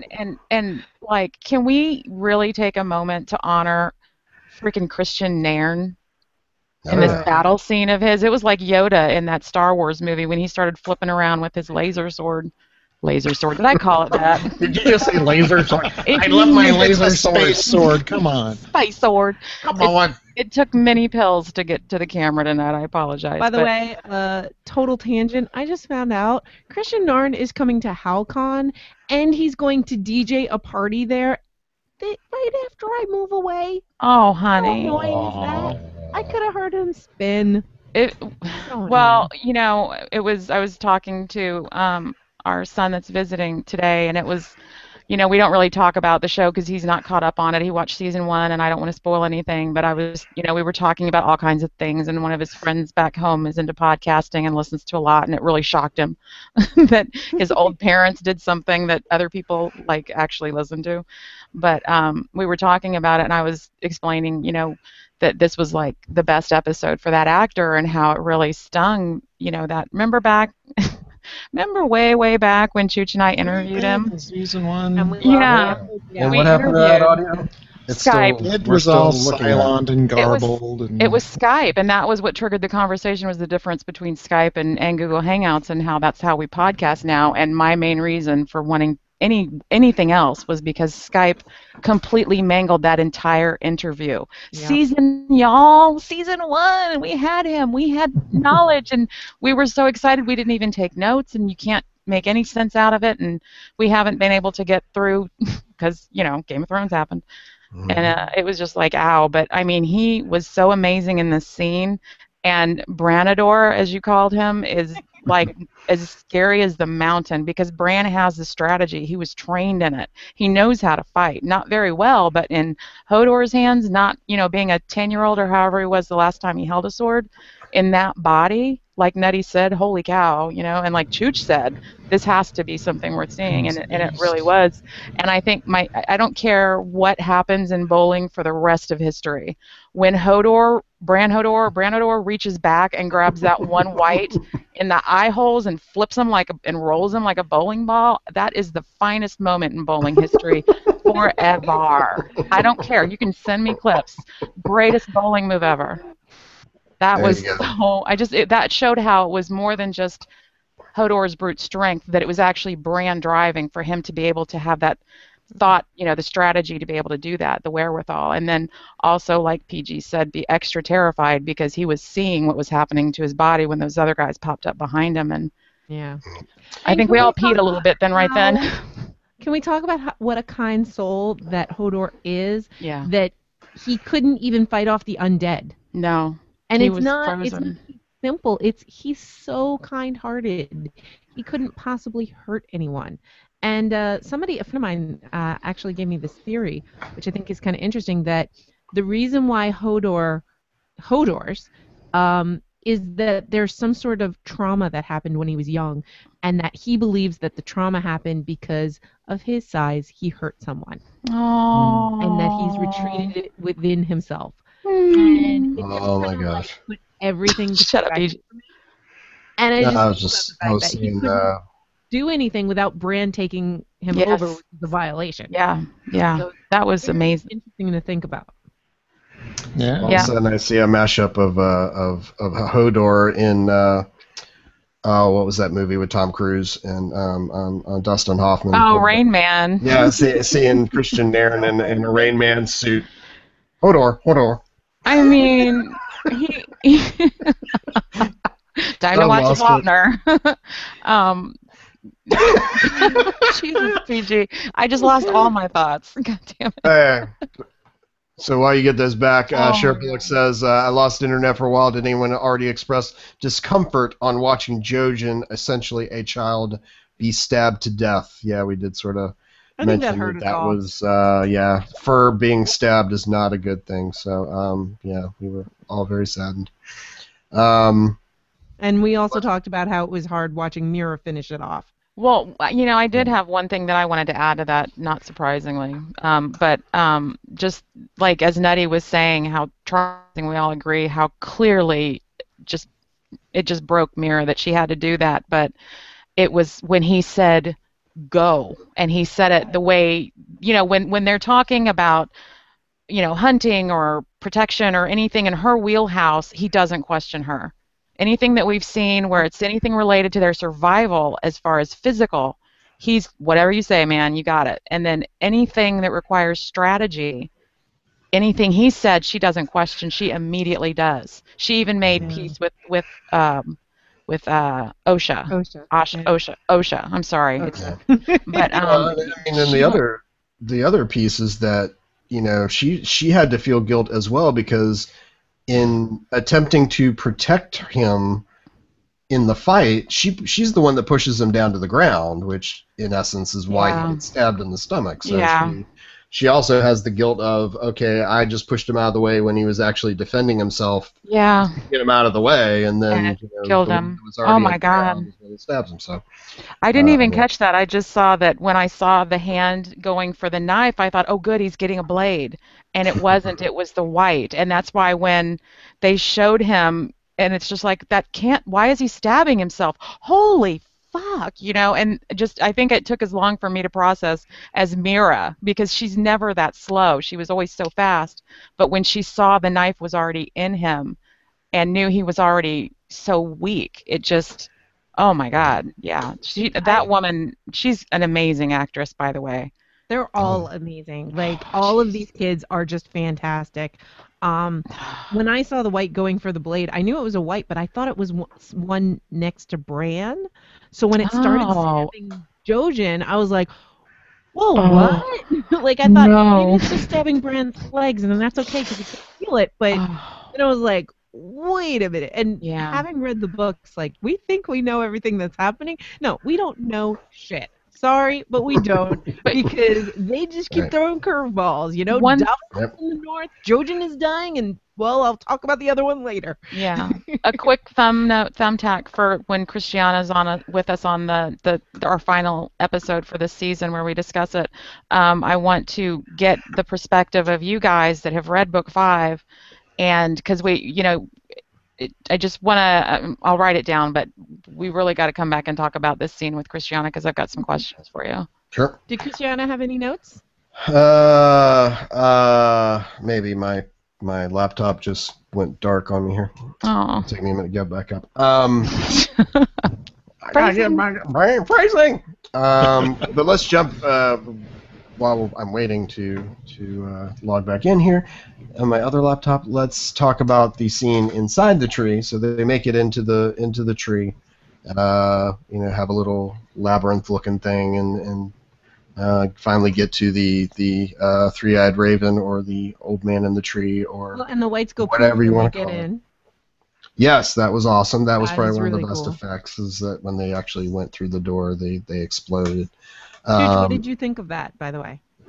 It was damn cool. Any thoughts on why that happens? I thought he explained it pretty well, personally. Sorry. The child said, they can't come in here because basically what makes them continue to live can't she does exist here. explain it. Okay, sorry. Yeah. I was like, what'd I miss? I guess in the book. Yeah. Yeah, I didn't really think about. I didn't really give it a second thought because I guess it just seemed obvious that trees are the good guys and those are undead bad guys, and sure they're gonna have a barrier. Right on. Yeah. The excuse me, Christiana's only notes were holy crap skeletons, really terrific sequence, though I was of course stunned by Jojen stabs. So Yeah. as everybody did, yeah. So you Ouch. got the old man in the tree, which that was a little not disappointing, but thought they could have done a little more with that. As described in the books, he almost looks like, I mean, even more part of the tree than represented. It was just sort of like old man, very old man wrapped in roots and, sort of stuck there. But in the book, it's like, he's got mushrooms growing out of it. It's sort of like an ent in Yeah. Lord of the Rings, or Interesting. that one wizard in The Hobbit, which was the one that had like Radagast. Radagast with Yes. like stuff growing out of them, And sort of bird like poop. that. Yeah, so a little bit more of Yeah. that Well- would have been cool, but I think they Thought it was still avoided good. that because of what might happen in the future. Like they're trying to cut down on what they would have to do to the different actors and trying to keep their future CG budget down. well, I can see that. But I was like, I'm an old man in a tree. Yeah. Yeah. Didn't I quite thought have the same They could power. definitely have used some makeup and mushrooms and stuff like that. I Yeah. agree with you completely. I That's can just devil's advocate. I can Yeah. see how the way that he described, centuries and the age of the children and how long he must have been there. I felt, not knowing how it was described in the book, I felt like they did a good job of showing that he had been there a long time with the bones and, his demeanor and everything. But I can see why that would really be troublesome, because I can just picture now what that must have seemed like to you. And I think maybe Nutty's right. They're just trying to cut corners where they can so they can give us the big Oh yeah. wowza scenes like they gave us this episode, maybe. Mhm. No, I can't wait to read it, though. Now that It's I know not- that we have children, I'm going to be tearing through it. So they have very short talk before they cut away, but the main, idea is that the man, the old man, the three-eyed raven, if you want to call him that, has been watching them all of their lives or however long, and that he knew that Jojen knew that he was going to die, that it wasn't Mira's fault. He knew he was going to die, and he still chose to come because of how important this is. And he says that to Bran that you belong here, and I'm gonna teach you or give you things and what have you. And he's like, oh, you're gonna Will I walk I'm gonna be able to again? walk again. And he says, no, you're never gonna walk again, but you will fly. So God. definitely a cool I'm gonna cool what? thought.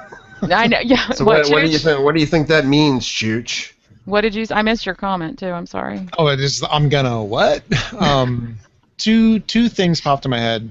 One was that he would be taking over, maybe that three-eyed raven would now be his totem animal kind of thing. Like he would fly that Interesting. way. But I also immediately wondered, because all of the magic seems to have stirred around the same time, that fire ice, naturally the dragons would be. So maybe he's going to learn to bring the dragons over to fight against the White Walkers. Ooh. Very interesting. Maybe he'll be doing some dragon warging. Very interesting. Ooh. Dragon I warrior. like That's really that interesting. theory. Shit, man. That's, Good theory. that Yeah. is interesting. Yeah. So actually, my friend Kevin, who has not read the books, he had said a few weeks ago when the warging stuff was being a focus of things, and he said something. He says, I think Bran's going to be in a dragon someday. And I was like, that's a cool idea. I'd never thought of that. And then when the guy said that, you're going to fly, he or when we were talking about the episode yesterday, or the day before, he's like, "Yeah, I told you he's going to be a dragon," and I'm like, interesting. I assumed Raven. Wow. Never know. Okay. Never thought about that. If you can warg into animals, dragon's an animal. What does that And, mean? it's been given that his powers are clearly different than other wargs because he was able to jump into Ogre, simple as he is. You can't do that to people. Oh my God. Why not a dragon? Get to writing, Mr. Martin. Bran is definitely not just a warg. And I kind of feel like the reason why he's able to go into Hodor is the reason why he's the one that has to be there. You know, to work with this guy at the tree. I'm trying really hard not to go further. Thank you. But if you must, you must. Because those of us that haven't read book 5, it's our own fault. And I just deleted a couple things out of the Q&A that could be spoilers. Oh, thank you. Spoiler-like, so I didn't. But I think that's why, like, Jojen had green dreams and Bran had green dreams, and we've seen in the show. Jon having wolf dreams, and Bran has had wolf dreams. And wolf dreams, Jojen said, is a sign that you can warg, right? So, I mean, obviously Bran's got these 2 supernatural things, but he's definitely got more than Jojen on certain things, and more than Jon on certain things. So I think, like, there's a reason why Jojen couldn't be the one that the guy at the tree needed. That Bran was the one, you know? It couldn't just be any Stark. It couldn't just be Jon, it couldn't be anyone with green dreams, or not green dreams, green dreams. So it couldn't be Jojen. It had to be Bran because he's got all this extra. Yeah. He's got all the stuff. He's got the extra. And the whole Future's theory, I think, has merit. It has some serious merit that I could go further with, and I think he has just sparked a whole new idea. Yeah.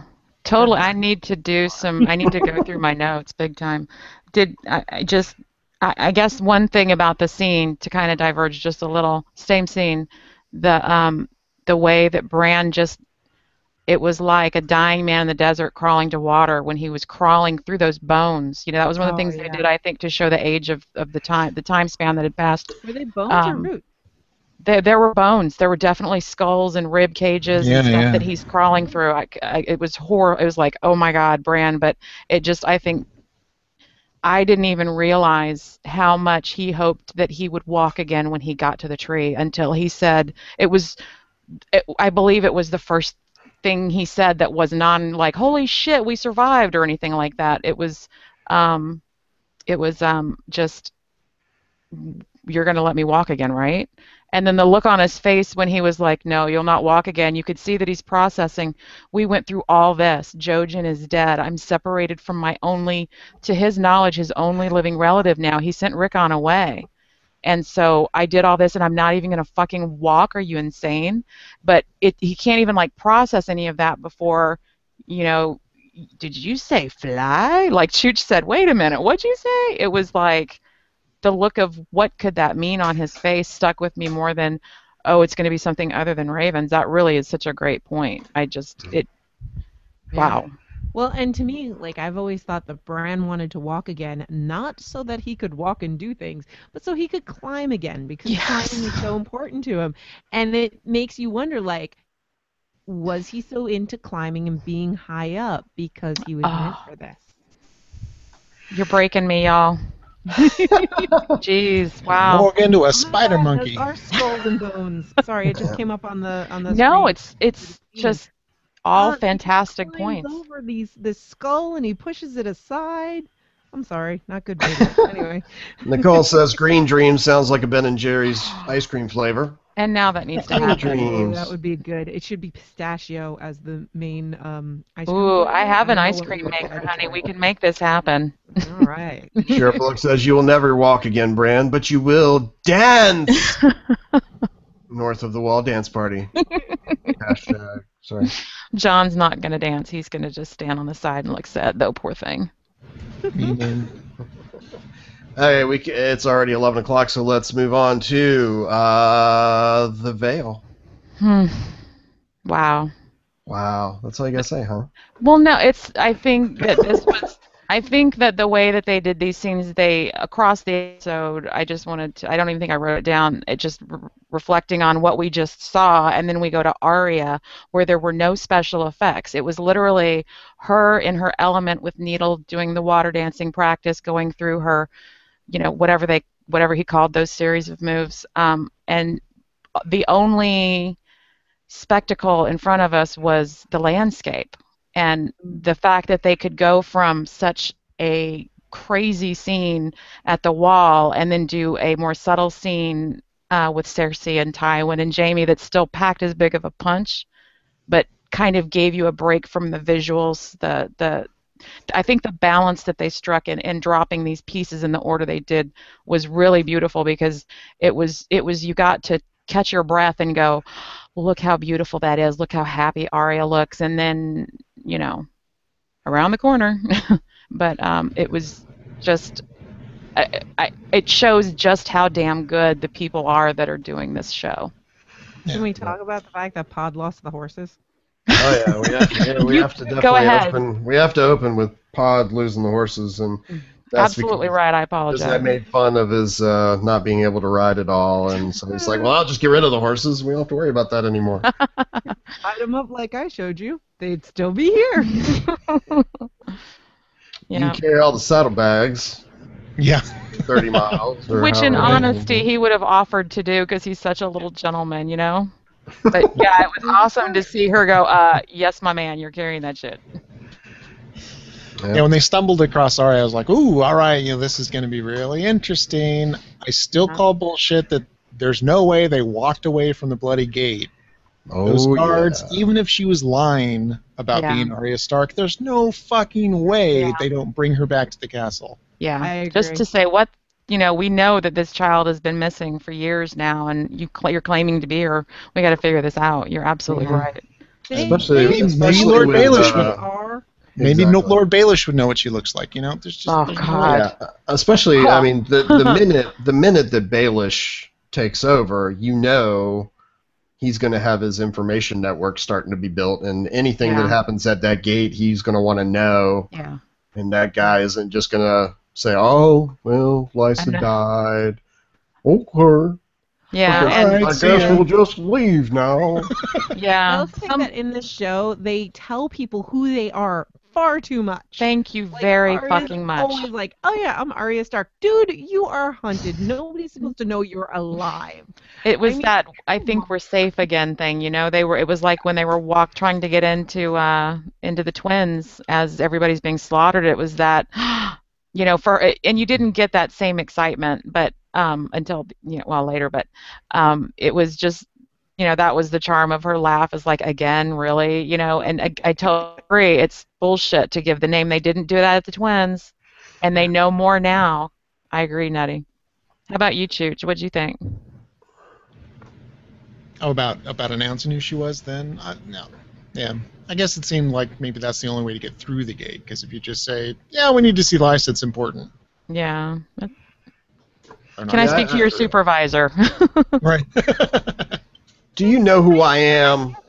Exactly. But I didn't mind that they would announce themselves, but yeah, the fact that they are just let go and then conveniently don't, using the week between episodes so they don't have to explain that at all. Maybe people will forget. It was a little ridiculous, but so we Brienne sees Arya practicing. They strike up a conversation. Arya's intrigued because she's a woman with a sword. A kindred spirit, yeah. Exactly what she wants to become, or at least what she wanted to become before she learned, the harsh truths of the world. Yeah.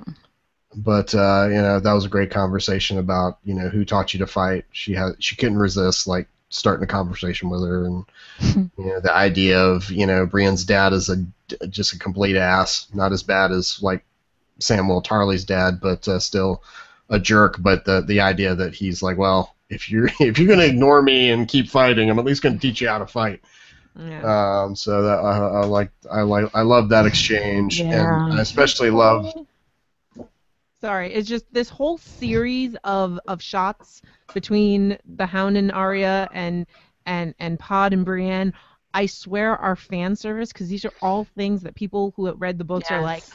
I would like to see this. I would like Yes. to have a conversation between Arya and Brienne. I would Yes. like to see Brienne fight the Hound. There's like all of these things going on. So this was really cool. Yeah. And in the books they came close, but they never actually saw it. No. Yes, yes. So this whole thing is new for the show, different for the show. Sweet. I love the just the line of, you can shit later. There's people here. That was one of my notes. I love this girl and she just refuses to put on fancy airs. She's a person of the people. Fuck, fancy schmancy etiquette and shit. It's like, oh, she's so delicate and graceful, this beautiful landscape, and she's like, finish your shit. It's just so Arya. It just Pinch him mother. always. Yeah, everything's hunky-dory until the Hound actually walks out. Podrick recognizes him, which makes Brienne recognize the possibility of that being Arya, and then things go south. You have what you hope would be okay. There's we're established here that the Hound is protecting her, even though it's also to hopefully gain some money and ransom at some point, but he has protector has taken that sort of role, and then here's Brienne who wants to protect her, and then they end up bashing each other to near death. So and the kind of comedy of errors or whatever, like, so where'd you get the sword? So like, why are you here? Like, oh shit, this is not going to go well. I recognize fucking Lannister gold when I see it. Yeah, I thought that was good. I always wanted some Valyrian steel. What did you guys think about the Hound saying that he was protecting her and that he was there to protect her? Did you believe him? Chooch, what do you say? No, I think he still wants to get paid. Yeah. I think at this point he is protecting her. I mean, if he can get paid, sure, he'll be happy, but Yeah. once you realize Lysa is gone, like, there's nobody who's going to pay him, and there really is no safe place for her. I don't think that he would sell her out to the Lannisters now. Yeah. And his sorry. safety. Well, and he made that clear. I know Lannister fucking gold when I see it. It was very clear that he was not, for whatever reason, he wasn't going to let her get back into those hands. Whether it was for profit or what, I don't know. But this was, of course, it played differently in the book, as we said. Brienne and Arya didn't meet and all that stuff, so it was a different way that the Hound ended up the way he did. But it was, like Nutty said, great fan service. And I'm sorry, I lost my point.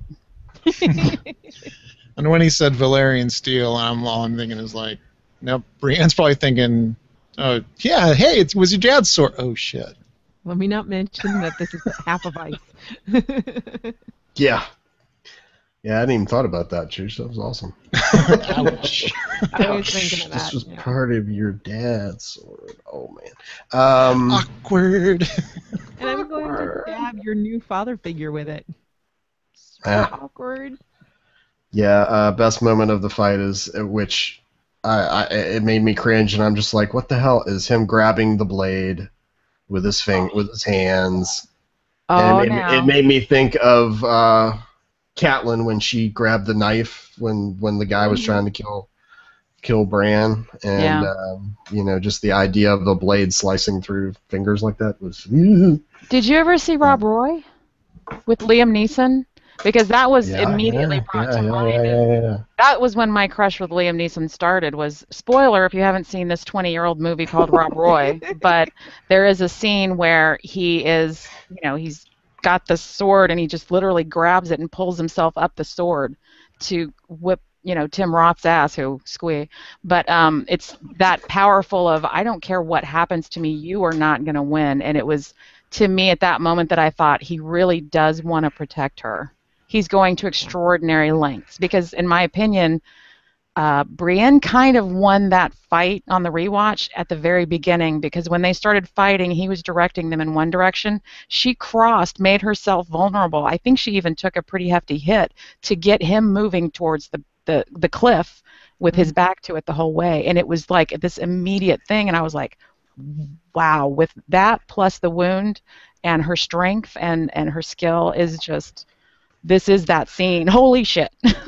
But then Yeah. she does the honorable thing where she's like, I don't want to kill you, and he's like, yeah, screw it, I don't care. Yeah, I'm you're not, gonna have to. I'm not yielding. This is gonna be dirty. Yeah, wow. Yeah. Yeah, my only complaint, as I have with most of the fights, is that there's so many jump cuts during a fight that you get. I mean, you lose your sense of flow. I mean, they had this, like you were saying, as we came into the scene, just this landscape and this, all just this beautiful. I mean, they could have filmed it in a less cheesy way, but like Highlander, where they have the fights and the training montage Yes. where they're on the top of the mountain and the cranes or the helicopters moving around and you just see this fight, but it's like this boom, boom, boom, boom, boom. Every half second they're cutting to the other side of the person or changing the point of view so that for whatever whatever reason they And do I it. kind of like it in this fight because every time we cut, we see something brutal happening. Like she's getting punched in the face, or he's getting grabbed in the crotch, or she bites his ear off, or he kicks her in the box. I mean, there's so much brutality going on. That was But it's fucked up, by the way. I don't know what a Yeah. kick to the vagina feels I like, felt and I that. never ever want to if you scream like that. It's If bad, you're by the way. Brienne and you scream like that and you've already fought a fucking bear, never kick me in the vagina. I beg of you, world, universe, please no. I'll tell you, guys think that, a kick to the groin is like the worst thing ever, and only guys have to worry about that. No, women, it's just as bad. Trust me. Nerve Having endings, people. experienced it, Nerve it's endings. horrible. Chooch and I are both like, I don't care what you're saying, it's not the same. There's Okay. external pieces and then there's external Right, pieces. right. And I say we can We'll go in, and it's not fun. Trust me. right, and I say that we grant. I will not diminish the pain of that because I don't know what it feels like. I will not even bring up the fact of I don't know, childbirth. But go ahead, please. But the other thing, I'm not saying you don't know more pain than men, because you definitely do having babies. I'm just saying, kick to the balls, they both hurt, but I would have to say from experience. Now, I've never Yeah. been there, so. From that's witnessing, the thing we can't actually compare. Yeah. But I Yes. can tell you that it is tremendously painful, Oh, and it is. I do something believe Yeah. that, yes. Jesus. that Oh no. it takes weeks and weeks to recover. from. But the Foley throughout this entire scene, because during one of my rewatches I stepped out and I was like, oh, the fight's happening, and I came back and I rewound it, but basically I was like, I hear Brienne screaming and there's like nothing coming from the Hound. Yeah. And it was just kind of interesting, and it shows the different, like, I don't know, fight styles or Yeah, whatever. Like, yeah. he keeps everything built in, and she just kind of screams like, ah! Yeah. It was great. I think that. Uh, Sorry, go ahead. I was going to say, I thought they did a really good job of, as it devolved into this barbaric, punching him in the face with a stone, and that's, Like a boss. she becomes more animalistic, and her screams become that way, and I did like, yeah, the Foley work, that sound of what was going on in the fight. And the fact that he obviously at some point has to be completely surprised by the fact that she is as good, and the things that he is doing to her Yes. is not ending the fight. No. And I wanted to ask Chooch how believable that was with him, knowing that the Hound and his fear of fire prevented Arya from letting Arya cauterize his wound, and so they've shown him getting weaker, and her giving him shit about it. Did you? Or maybe, okay, I should have not said that yet. No, I had completely forgotten about it. I was wondering how. Well, I have another point that I was going to say for Christiana, but on that. But I wondered how realistic that was for you. I mean, we know Brienne is a badass, but did you buy that she could take on the Hound and beat him off the mountain with a rock? In the brutal fashion that they describe. Right on. I totally buy it. Right on. She's got the height. She's got size. Absolutely. But I mean, we've seen what the Hound can do, and to me, he's always seemed like the Mount. Oh, you go, girl, nutty. You drink that one. It's Diet Coke. Oh, wow. I feel dumb drinking out of a regular glass. I could look fancy too, with my pearls and everything that you're wearing. I just thought it made it so much more believable for people that wouldn't be able to see past the male-female The fact Mm. that, Arya hadn't been able to cauterize it, and it was, as usual, the fear of fire. And I also thought it was beautiful irony that not only was it a woman that beat him off the mountain and gave him this grievous wound, and not only was it fire that contributed because he wouldn't allow his wound to be contributed, but I mean, his brother is called the mountain that rides, and he burned him with fire and threw this huge paranoia and terror into him that caused him to again fall off a fucking mountain. You know what I mean? It was like fire and mountain were just all over it, and it's just like the cruelest. It was like every possible cruel way for the Hound. He's lost in protecting Arya, and that is excruciating for him after we see the fight and what he went through to save her. But it was so brutal, like you said. It was. I felt it was totally believable. I'm curious to see what everybody else Yeah, thought I as would reactions really come. I would really hate if that was given as an excuse of why she beat him. I completely forgot about the wound. Oh, She's got the wonderful. height, she's got strength, she's got training, she's got better armor, she's got a better sword. It didn't come down to the sword Right. necessarily, but And she she had an oath. so You straight know, up. and she also had that oath, and for her that's like having another Valerian steel with her. I think she does, especially when she had to just name it. It's the oath keeper. Oh, and now I'm going to keep that oath. Fuck, all right, come on, let's do it. It was And she very was just impressive. reminded how she couldn't protect Catelyn. Yeah, that was great. Oh That was great. man. Yeah, the idea Oh, of from my mother. Arya. Yeah, my mother's dead, and you sort of protect her. Well, why Why didn't you didn't protect you? her? Oh, damn. Poor Brienne. I just wanted to just Off give her a big old hug. gallivanting. What, honey? Why didn't you protect her? I was off gallivanting with Jamie. And falling in love with this asshole. Yeah. Wow. Powerful stuff. And he just was so fucking pissed. It was just as he was, he saw that, he says, I'm gonna die, you remember where the heart is, clearly asking for mercy. And Yeah. he So did, I mean, he threw every punch, he threw everything he had to try and anger her enough to stab him. And I was just reminded of Sirio and the water dancing training, and she was just utterly still and completely silent. And I know Nettie will remember the phrases, but I can't remember the quotes from the water dancing training.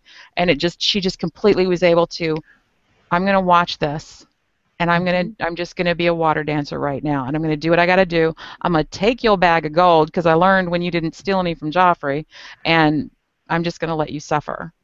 Well, Yeah, and I don't. No, go ahead. Nope. No, I just didn't quite sure why she left. I thought she would make good on her promise to stab him through the eye.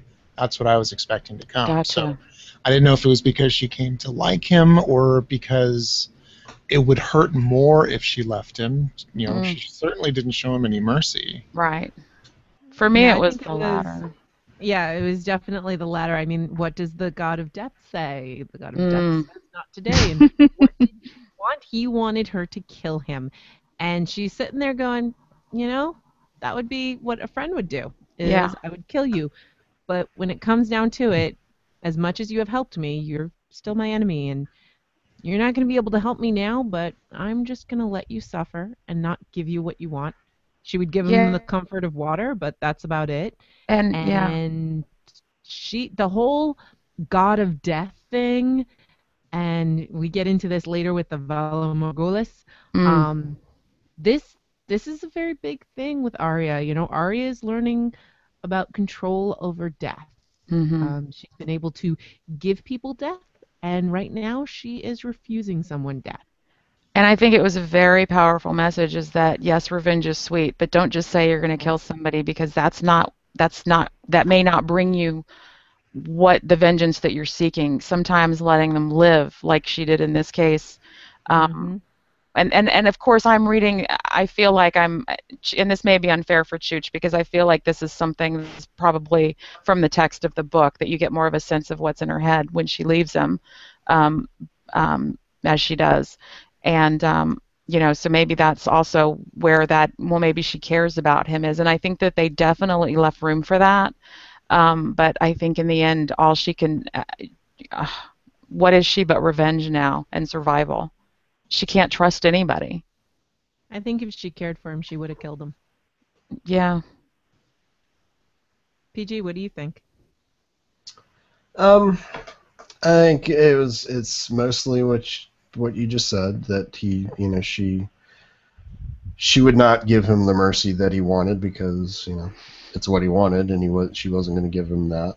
I also think that maybe there's a small part of her that just couldn't kill him because she actually did like him. Not the the mercy side, but just I can't do it. Yeah. I can't kill this guy. I can kill people, and even though he has wronged me and he has been on my list for killing Micah and that sort of All the thing, others, I do care about him in a particular way because of what we've been through, and I can't do it. And Yeah.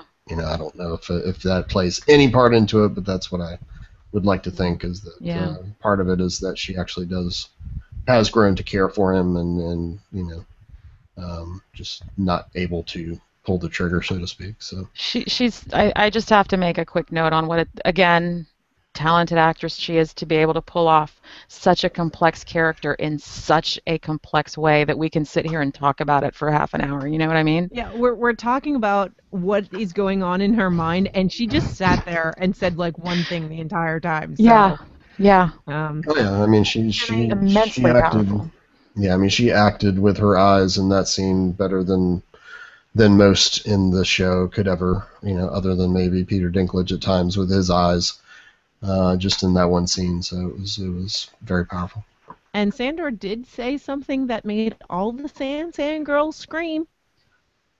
When he talked about how I should have fucked your sister, at least then I'd have one moment of happiness to look back on. It wasn't I should have raped your sister, it was I should have fucked her, and it would have been a moment of happiness. And all the Sand fans went, well. He didn't exactly say it in a nice way. He said, No. I should have fucked her bloody. Right. So a little bit different, but still. There's a range of interpretations, PG. Clearly, Cersei and Jamie have said that. I almost called him Jaime Chooch. We have a friend. Anyways, it was yeah. Freaking Maisie Williams. Wow. Nicole says in the chat, the more he gave her a reason to kill him, the more it was giving her reason to let him suffer. Brutal. I totally agree. Talking about Brienne, Tia Wolf says Brienne did go toe-to-toe with Jamie briefly, which is true. Yeah. Kicked his ass. And then Tim Dodge, about the shitting line, best line of the show. A personal favorite of mine, Hashtag Arya. So yeah, we could spend much more time here, but let's move on to the return to King's Landing. Yeah, so we have Tyrion in his cell, and Jaime comes to break him out. And I'm sure people would say, well, it took you long enough. Why couldn't you do it before? With his, I'm head of the King's Guard. I couldn't do that. And where did all the guards go right now? Obviously, they're all gone because I can just sneak you out of here. Or he killed him. What do you think, Chooch? What did you think of that scene? I was very excited. Ooh, a prison break! Did you realize? I thought when we were watching it that it took you a minute to realize it was Jaime because you did a little when he actually was in the light and you could see it was him. You were like, it was like a little. I don't know if it was joyful or thank God or surprise or what. It just was interesting observation. Yeah, I was very happy to see a prison break. Yeah. So say we all. Hug ever between Jaime and Tyrion. Fucking ever. Right. Made up for him not hugging him before the battle, I think. Yeah, that was that hug was priceless. I was like, so I guess this is the last time I'll see you. Wait a minute, I better hug you then. Yeah, oh my God. Yeah, and I'm not gonna. Sorry. Go ahead. You might be about to say what I was gonna say. Well, then go ahead. Well, I liked it. And this is just a problem that they've done. They've never really focused on the whole Tysha storyline. Right. Yeah. Which really comes out as a negative in this particular episode. Right. Do you remember Tysha as the a character in the show, Chooch? Do you know who we're talking about? No. Okay. No. So they've mentioned before that Tysha was Tyrion's first wife or his wife that he married. Oh, okay. That he was set up with to lose his virginity, and he fell in love, married her. And he tells the story to Shay at one point, I think, and then finds out Tywin says, she's a whore. We're having the marriage annulled. Blah blah blah.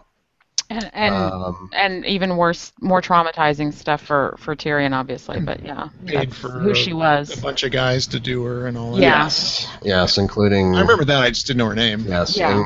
including making Tyrion, have sex with her after all the other people, just to rub it in his face even more. So, one of these storylines here, one of the, losses. I was afraid this. Yeah, go ahead. Sorry. That's good. One of the things we didn't get in the show because they didn't build up that story is that one of the things that happens in the books is that there is a not breakup, but just this thing happens between him and Jaime that really makes it apparent once the killing of Tywin happens that he has nobody in King's Landing. I mean, he has nobody in his family, nobody. And the fact that they're able to share this hug and that he has somebody, Jaime still loves me. Right. That's different, and it sort of, for me anyway, it reduces some of the power of what you got out of the books. And they made a choice of not really focusing on this Tysha story. Viv, why don't you tell them if this is where you were going, what that was? I was iffy, and that's why I was letting you talk first, because who knows if they may address it later, but there is a key conversation that happens in when they're at the same time. As PG said, it's different than the hug and the touching moment, and it was I can't imagine how they would bring it back, and I guess because, like you said, if it's up to this point in the show, it's in the books. They're not. They skipped all it. right, so what happened in the book, Chooch, was Jaime says, so did you do it? Did you kill Joffrey? And Tyrion said, yes, I killed him, just to piss him off. And so Jaime is left thinking that, this brother that he's always loved and he's always tried to honor and respect, he always defended him to Tywin and everybody else. It was just like this killing blow for Jaime, as I felt, as in my opinion on reading the book. It was just like, I can't believe he killed my son, or Joffrey. I don't know if he ever really in his mind thought of the kids as his kids, but he did. It was. And the reason that he tells Jaime that is that it comes out that Tysha wasn't a whore. And he finds this out now that they all lied, including Jaime, saying that Tysha was this whore and she was belittled and whatever. She wasn't. She was just, Jaime found her. She was just a commoner and convinced her to do this. And so the idea that Jaime had kept this hidden from him all these he years. didn't convince her to do this. It was all real. She really was a maiden. She really was in trouble. Jaime instigated it. Jaime brought. I believe, if I remember correctly, like PG said, that Jaime is the one that found her, and maybe you remember differently. The cover story. The cover story was that Jaime had hired her and set this whole thing up so he could have his first time. But because Tywin convinced Jaime to say that, and when Jaime is releasing, helping Tyrion escape, he says, "Look, I'm never going to see you again. I have to tell you this. It's been weighing on my mind." And before he did all of that, when they were talking in the cell, Jaime was like, "Oh, what's going on with me and Cersei, blah, blah, blah." Yeah. So then, Tyrion then says, "Cersei's been fucking around. She's been with Lancel, the Kettle Blacks, and fucking Moonboy for all I know." Yeah. She's been fucking everybody to get what she thing wants. that goes on, because in all of Jaime's chapters, he keeps thinking about it. He's like, Lancel, the Kettle Blacks, and fucking Moonboy for all I know, which is hysterical. Yeah. And then he said, I killed Joffrey to give the dig to him. But Tysha was real. That whole story that Tyrion had experienced was real, and that is the part that is so heartbreaking, because then he realizes what he did to this woman that he loved and is still plagued. Like, he felt guilty about it, even knowing that in his head, having the whole story that she was a whore, he felt guilty over what he had done, that he should have kept her anyway. And then to find out that it was a lie and she was a maid, And it just Jamie was a destroyed part it. of it. And that gave him reason to go find his father. Whereas Yeah. when I'm watching the show, I'm like, he's got no reason to go find his father. Why is he doing this? And Because it made his me so angry. his father sends him to die, and I don't think he ever thought the family would really turn their backs on him. Cersei did, Tywin did it, and I think Chooch can answer better for the non-book readers. I thought it was believable without that other text. It was actually, for me, a lot kinder. My notes say, thank God that conversation didn't happen, because that really broke my heart as far as the characters go, and all that stuff. So Chooch, what did you think? Was it No, believable? it was believable to me. He's had reason upon reason upon reason to hate his father, and that was the final straw, that you are sentenced to death. Yes. It was very final when what's his face went down, Oberyn went down. Yeah. You are sentenced to death, and then obviously he finds Shay and all that, and now he's just brain completely snaps. Yeah. There was no way Tywin was talking him out of that. Yeah. No. I just feel like his survival instincts would have been stronger without that story, but whereas getting that story, he was just so incensed he couldn't control himself. I don't know. Maybe Chooch has not read the book, so I will defer to his opinion. I just felt really sad that wasn't in there. How about you? To me, We it was also like don't get where did the horse go.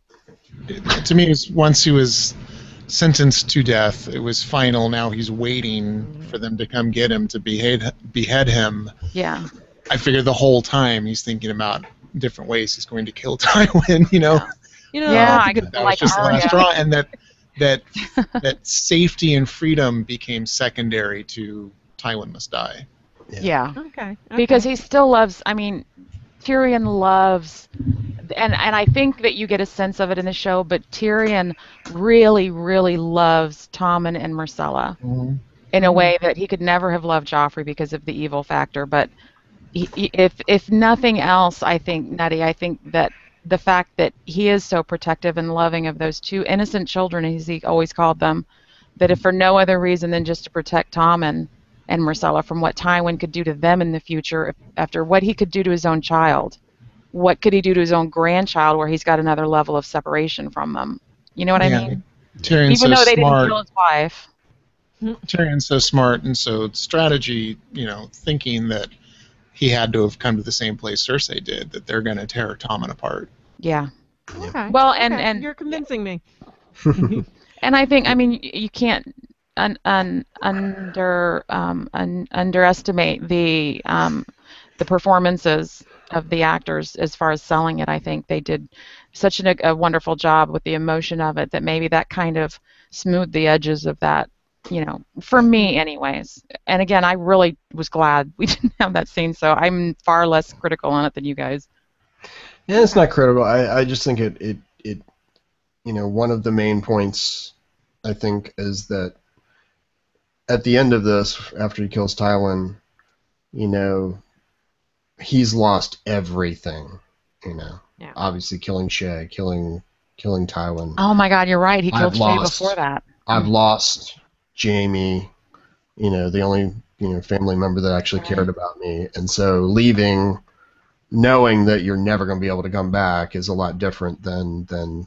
I mean, it's just lessened a little bit by the fact that you do have the warm moment with Jamie, but I did like the hug as well. I'm like, oh. Yeah. Hug it out, bros. And in my head, I got, tell him you love him, tell him you love him, tell him you love him. That was the shit out of me. That was They good didn't enough say for it. them. They were not. I'm sorry. It just bugged me. Yeah. They didn't need to say it, but I wanted to hear them say it. I was so happy with the hug because I don't think we ever saw them embrace each other or even touch each other out of comfort for each other, And so to me, that was as big as a I love you. And I'll get to the secondary reason why the Taisha story not being there affects the overall thing. We'll get to that in a minute. But before that, we have running into Shay. So he escapes. Instead of following Jaime's instructions to head straight to Varys, he gets sidetracked, goes goes into the bedroom, sees a woman on a bed, sees his father's, hand Sigil. jewelry on it, sigil on his, on the vest near the bed, so he knows something's going on. Doesn't see dear old dad, but then discovers Shay. There's a woman in Dad's bed, and he's always talked about honor and all of that. And not only is he banging somebody, No but it's whore. Shay. It's Shay. It's a whore, and it's Shay. Whore. And it's Tyrion's whore. And How it's beautiful was it that all she wanted, she was like, they talked about gold and money and all this stuff, but he literally choked her with Lannister gold. Mhm. That was like the ultimate awesome, I thought. I did think, I think it was last season when Tyrion gave her that gold necklace or whatever it was that she Right. had. I thought he was going to kill her with that, but then it turned out to be a different This was a bigger necklace. one, I think. This was Yeah. a Tywin-sized pimp gift, When I saw the hand pin, I thought I was going to stab her with it. In the books, it's not a pin. The chain of the hand is an actual chain with little hands on it, and she used to wear it, and it would like play with her nipples. I don't know. Anyway, the whole thing is that he chokes her with that chain, the chain of office, and it was really cool. So when they changed it to a pin, I'm like, what's he gonna do? Stab her with the pin? Yeah. I thought the gold necklace was a good Yeah, it swap. was What did you? How believable was that scene for you, Chooch? With him choking her out like that as much as he loved her. Totally believable. He Yeah. was heartbroken. Like I said, I think he had a mental break. Oh It yeah. was just pure rage. Yeah. What'd you think of Shay being in Tywin's bed? That blew me away. I guess I've always just kind of thought of him as asexual. He's so Right. focused on anything but sex that it didn't occur to me. Me too. He's not Yeah. asexual. He's a sexual motherfucker. He just hides his, it's like that whole denial. He totally hides it. Separation from reality so that he can be on task, and the family legend and legacy is so important after all. Those are the strangest ones in bed, the ones that hide it well. Interesting. Oh man. Yeah, that But makes yeah, you wonder. And she How calls him. did, She was calling for Tywin, and she's like, "My lion," and I'm like, "That's what you used to call Tyrion." Yeah. bitch." Yeah. Like, is that you, my lion? Or I was Yes. Yeah. That was when reading the book, that broke my heart more than him finding her in the bed, that she used the same fucking loving nickname. Bitch. Nicole says the same thing, and I think she said Tywin my lion. Oh God, I hurt so bad for Tyrion. Yeah. Yes. What did you think? I thought that the blocking of him murdering her was a little, not weird, but like the fact, that they don't say anything to each other sort of makes sense because he's sort of had that break. But the fact that it starts with her grabbing a knife and threatening him with it, rather than him threatening her, he's almost forced into killing her by the fact that she pulls a knife and starts going at him. Right.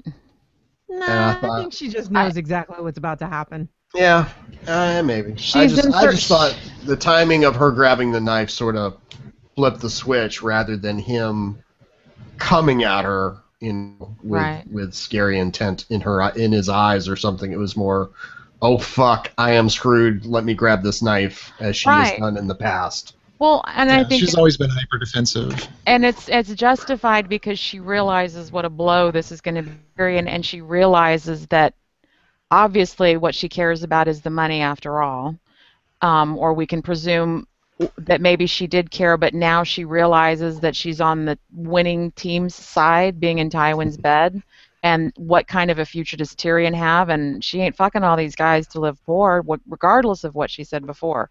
That clearly was not going to happen with this scene. It's just she was used to being in that room anyway, She knew the lay of the was just land. like, hey, this is the hands, bedroom. Yeah. I might as well just stay here. Yeah. Tywin won't mind. When Tyrion starts saying, "I'm sorry," like that just cut me. Oh deep. my God. Cut me so deep. Yeah. Wow. I'm still empathizing with this murderer. So. Yeah. I know.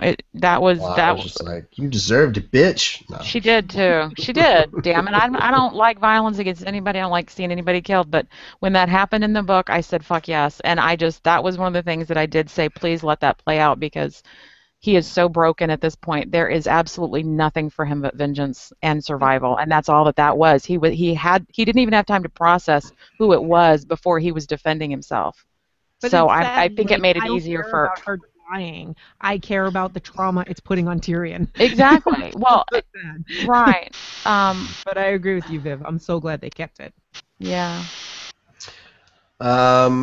Yeah, so unless we have more to do with that, after he does this, Tyrion sees the crossbow Now that's on the Joffrey's wall. crossbow, isn't it? That is Joffrey's crossbow. I was gonna, in my notes, I was like, can Oh, we yeah. please trace the origins of the crossbow, because I need it to be yeah. the one that Joffrey With used. the special Absolutely. crank Absolutely. that Please. Joffrey could It wind because had he's to be, right? not Yeah, strong no, I was enough. just saying. Tyrion wouldn't have been able to do a crossbow that size without that Right. special crank. You're absolutely right.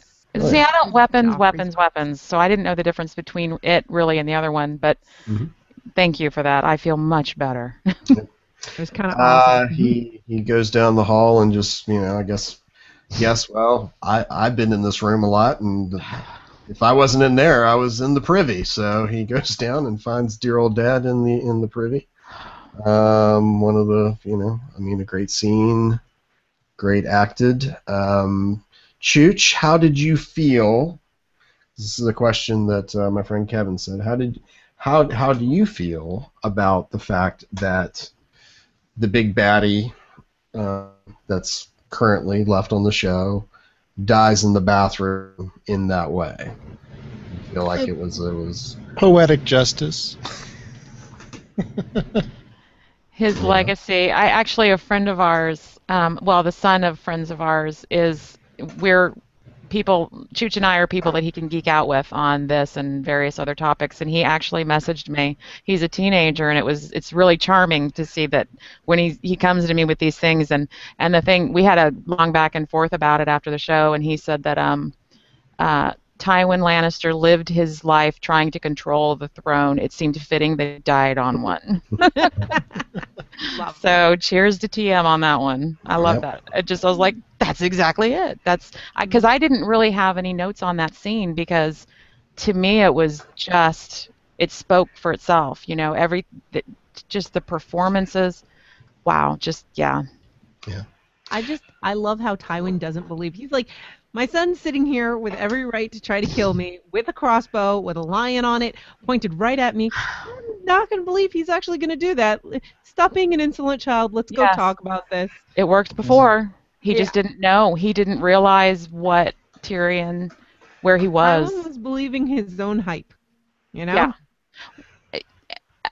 Absolutely. Yep. And to my point we don't have another line also, by the way. Pardon? Oh, yeah, we don't have the line that really would have been the line of the season. What's the line? Say it for us.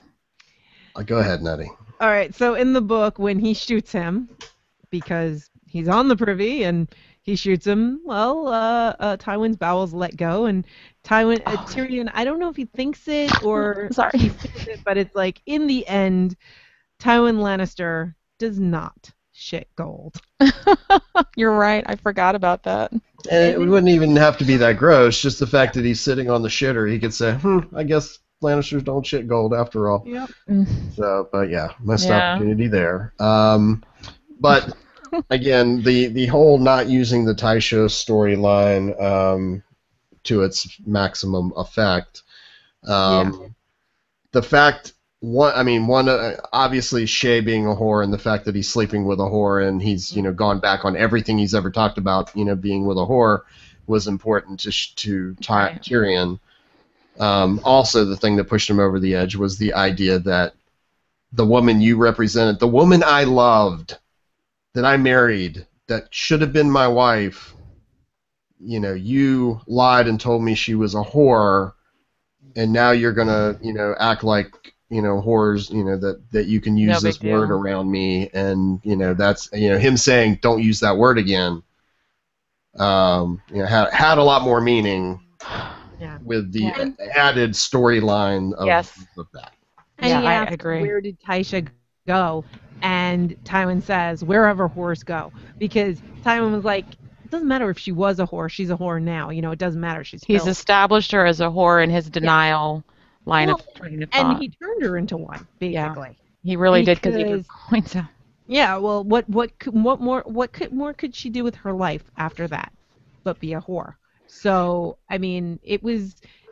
I felt like it was so much more powerful in the books, but again, it probably is just as good to the readers who don't know all this other story. So, Chooch, Yeah. what did you think? Yeah, well, it clearly would have had more impact there, but I think that the show represented the whole horror thing well enough, and their how each of them felt about it and all that. I think it was represented well enough for me. It was a really powerful scene. Yeah. Yeah, I mean, I do think that it still works based on what we've seen or how they've established Shay, except the fact that again, whether it was the actress, whether it was the way it was written, after a while, I have we've said I just never got the feeling or the understanding of why would Tyrion love this woman as much as he does, based on how she acts and all that stuff. So for me, it didn't work as well just because, in the back of my mind, at the trial and before, I'm just like, why the hell does Tyrion even care about this woman, But as established, and it still works as far as It's I And I actually think it- believe With the hard Tyrion's ones. love for Shay in the show more than the books, because in the books I'm like, she doesn't care about you. What makes you think? Like, it was completely one-sided. Yeah. She was not giving any other than calling him her giant Lannister. Like, she gave him Yeah. nothing. And She she was obviously demanded interested in constantly. other men. It was like, at least in show Shay, like, I felt like she cared. Yeah. In the Yeah. book, she well, there's a lot, but I think that I would not have taken any time away from anything else in this episode to delve into that, because I think they did a good job of explaining it. So I'm okay with them not having done that. Again, I said that, but as far as packing an emotional punch, I think it was a nice surprise for us readers that conversation didn't happen, as opposed to like at the Red Wedding where we had the baby stabbing through the belly Mhm. as the shock. This time it was, they didn't do that line. It's you don't really know what they're going to give you or what they're going to take away from you. Right. Sheriff Bullock says, or actually Tim Dodge says, I was surprised at the huge difference between the book's version of the Jaime Tyrion scene versus the show. So that was that. Sheriff Bullock says, a few episodes ago, and this was one of Nutty's putting her hand over her mouth and me laughing as well. A few episodes ago, was it Littlefinger that said, paraphrasing, people die every day in all kinds of ways, some even on their chamber pots. I thought that was a fun joke for book readers. Yeah, that was one of those lines where we were just like, yep. Yes, when he was talking to Robin, and he was like, yeah, people die, don't be scared of being away from the castle. People die in all sorts of ways, even on chamber pots. So, yeah. Yeah. Yeah. So, even though I think we did a good job of keeping that from Chooch. He was totally surprised. So, even though I, have said a lot of negative things, I did love the episode, so I want to get that out there. But unless we had more with this particular scene, we can just finish out the... Did Christiana have anything to add, or? I sort of skipped a little bit with her. Where did she say? Let's see. Skipping back to Brienne, Podrick, Arya Hound may be my single favorite show invention of the entire series to date. Unfolds the only way it ever could, given everything that came before and who these people are, and yet it is a slow-burning tragedy leading to an epic fight sequence ending in a four-way loss with no winners in sight. Arya comes the closest, at least, to choosing her own destiny for the first time. Yes. Unfortunately for the Hound, in that last exchange, he discovers too late that he never really understood her. Mm-hmm. And then this was where I was saying mainly that Christiana and I disagreed. She's more in your corner there, Viv. She says, honestly, I prefer the show's version of Jaime rescuing Tyrion without needing to rehash the Tysa scene, which led to the whole "where do whores go" thing. This is simpler and feels better. In the meantime, Tyrion pays for his desire to confront Tywin with having to discover the full extent of Shay's betrayal and having to kill her as well. Still super upsetting, and I think more effective for me here than in the books because of Shay's added depth. Yes. Yeah. Yes. And as you guys said, she's very quick to defend herself and anything else that she needs to protect for her own survival, like Sansa and going after that handmaiden after she floored because she was going to make sure she didn't rat her out because that would be bad for Shay, in hindsight. And then she said Tywin's end was just right. The control freak's worst nightmare. Yes. So, yes. Yeah. He who dreams of legacy does not get written down as having died on this shitter. Yes. Well, this is one of the few times that Christiana and I disagree about the whole "where do the whores go" thing. Yeah. So I think historical that'll happen. Yeah. It had to happen. Yeah. Again, I do think it still worked, like you're saying. The horrors line still works. Having Jamie and him hug and not having the falling out that was in the book still works. I just think it lost a little bit of the magic that the books had in that regard.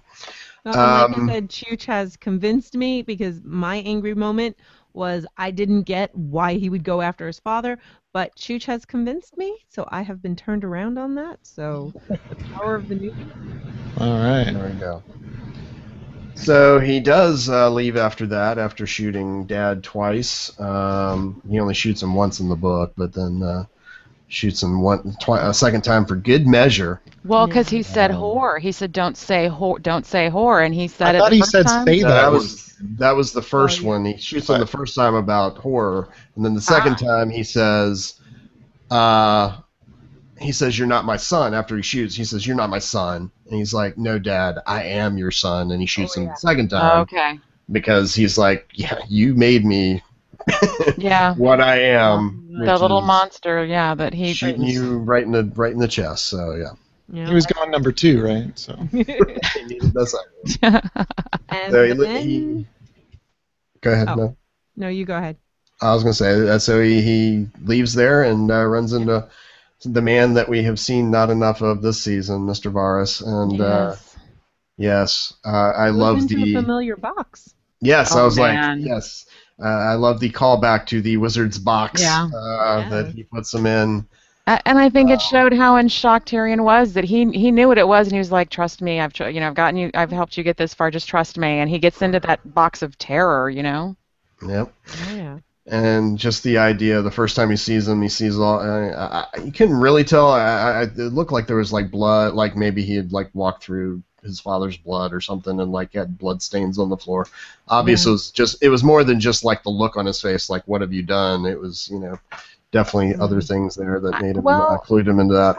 Except that maybe Varys thinking if he had just been released from his cell and had come directly from the cell to him, he probably would have expected Tyrion to be somewhat happy, and instead Tyrion comes to him after killing the woman that he loves and killing his father after this betrayal and all that stuff. I kind of felt like it was... I didn't remember if there was any blood or anything, and I didn't watch for it on the rewatch. I forgot to, but I just thought... I thought his face sold it. No? I just thought he sold it. Maybe for some reason I thought I saw some like bloody footprints on the floor, like behind him, like after he moved through the door. Yeah. Like there was something on the floor behind him. I remember. Not a big deal, that's for sure. So. Right. I just remembered looking at him and thinking that I wouldn't have been surprised if Cersei had walked in with Ellen Payne and she said kneel, he probably would have just done it. He just was going through, okay, Jamie said to go here, so I'm going to go there. Okay, now Varys is here and he's telling me to do this, I'm going to do this. I don't think he had any rational thought left. Yep. Poor guy. And then we have the great moment where... the box is on the dock, and Varys turns to walk away, and he hears the bells tolling in the distance, and he's just like, "Well, I'm fucked." Well, people are gonna know that I had something to do with getting him out of here, and those bells mean something in particular. So, he turns back around and goes and sits down on the dock. I guess assuming that he's gonna be on that boat as well. I read it differently. I don't know. I'm curious. How did you see it? Well, I want to hear how Chooch read it first. I was going to ask everybody else, like, why they thought I wasn't quite sure. He He knows something bad happened. He's really smart too, so he put two and two together real fast. I wasn't quite sure why Tywin dying or Tyrion doing it would trigger him to leave. So I wasn't sure if he's going to protect Tyrion or if it is just purely his own skin. I wasn't sure. And I feel similarly to you, Chooch, that it was, for me, initially like, oh, fuck, what did I get myself into? But then it was, whatever he's done, I have to protect him because he's always had this kind of, I feel like, I don't know if he ever really lost it, but I feel like Varys had a belief in Tyrion that he said it at different times, then he said, I can't help you anymore. It's just too dangerous for me, and I want to really look out for the realm itself. So you're over here, I'm over here now. And I felt like it was his moment of saying, if you did what I think you just did, then I have to protect you because that's probably the best thing for the realm. And I took it as a protective action as well as not having time to process it and just saying, I guess I'll just sit here and figure it out, and the ship's leaving, so who knows. The bells ringing are the same bells that rang when Joffrey had been killed. Mm-hmm. So he knows it's somebody big. Somebody big has died. Who? Not so sure. Yeah. But the look on Varys's face is sheer panic. Yeah. When he realizes that, then he gets on the ship and he just kind of sits down and he looks in a way like, I hope nobody notices me. Okay. And I do not think that he's there to protect. Okay. I think he's just like, shit, you know what? Somebody big has died. Jaime knows I'm the one that helped Tyrion out. There's nothing more I can do. What if he killed Tommen? I got to get out. Yeah, I got to get out of here. Yeah. And it's very important that we bring up that this is the other thing that is a huge departure from the books. Yeah. And it makes me go, how are other things going to happen that we don't know? And so this is huge. This is another thing where it's like, they can do anything. They can do anything. We are their puppets, and we will cry at their command, and we will cheer when they tell us to. We'll be grateful, and we'll pay our subscription every month. So and they never said no idea what's gonna happen. Where the ship was going, right? I don't think they said. No. They have not said. If anybody viewing with us that's hung in with us for this long, if anybody remembers, please let us know, because I don't either. I don't think we were given a destination. No, I don't think there were any lines. It was just what did you do? And then we see after you box, we just see the box go on. We see him walk away. Bells. We see him walk back. I don't think that there's really anything that happens. But the Tywin's death just sent my brain reeling. Like, what is the fallout going to be if there's no Tywin? So I guess technically Jaime's now the Lannister patriarch, but he doesn't do politics, so that makes Cersei in charge. No Varys there to temper decisions. No marriage to Loras, and the Lannisters are broke, so the Tyrells are going to be on the warpath, I would guess. Yeah. And now you got Stannis flush with cash and off of a fresh victory. So presumably he's going to stick around at the Hall for a while, I would think. So I don't know how long he's going to get back to his original goal. But maybe for him it was just there's nothing that can be done. Everything's lost. The Westeros is lost. Let's get the fuck out of here. Because he does have his little spiders and his little birds. I can't remember what. Oh, I guess okay. So his little spiders and if he doesn't have that information coming in exactly like you said to temper everybody, and it's just like a whole new ball game. And I don't blame him for taking a minute to sit down and go, what the fuck, and how do what's redeemable here? Because like you said, Jaime's now the patriarch, except that he is the Night's Guard, and so he has given up all claims to land, and Tywin said he's no longer his son, so maybe he did something that dissolved that already legally, and who knows, but it's everything is just thrown into turmoil. Yeah, and about the Kingsguard, Tywin had said there's precedent. He could be left, so presumably Tommen could release him to be. Right. Now it's imperative that he's the head of the family. He can't be in the Kingsguard anymore. Right. But Yeah. that's never been his game. He doesn't like politics. He doesn't like any of that, which No. leaves Yeah. Cersei in charge. That's one of the things I like Also, about there's him. no Not on little- paper necessarily, but sorry, go ahead. There's no Littlefinger to mess up Varys' plans either. Yeah. So Yeah. there's all this. What's gonna happen? And I think it's brought home to Varys that like I said earlier with I can't remember who I said it about, but it's you think that you're in control of all of these things, and like Tywin is sitting there having a nice shit after banging his whore and he's dead. You know what I mean? Things happen so fast, and life, the thing that keeps coming to me with the show and actual life is that we spend more time reacting than actually controlling, and to try and figure out where to go forward with this after what he's done. He's put his own life at risk just to save this guy that he was friends with and believed in. Let me help this guy, and instead all the things that he's been working towards and the established, communication and all that stuff and his power that he welded, whatever, is just like dust. It's all of the whole game is just utterly flipped the board on him. Is it dust in the wind? Oh my god. Yeah, I mean, and part of it, I think, is the idea that he's had this situation more than once. He had Ned in the cells, and Ned's like, well, you could let me go. He's like, yeah, I could, but I won't, because that's not what's best for the thing. You're and right. here, the one time he actually says, okay, I'm going to go ahead and follow, maybe follow my heart a little bit, because I do like Tyrion and think, he's a good guy. And what happens?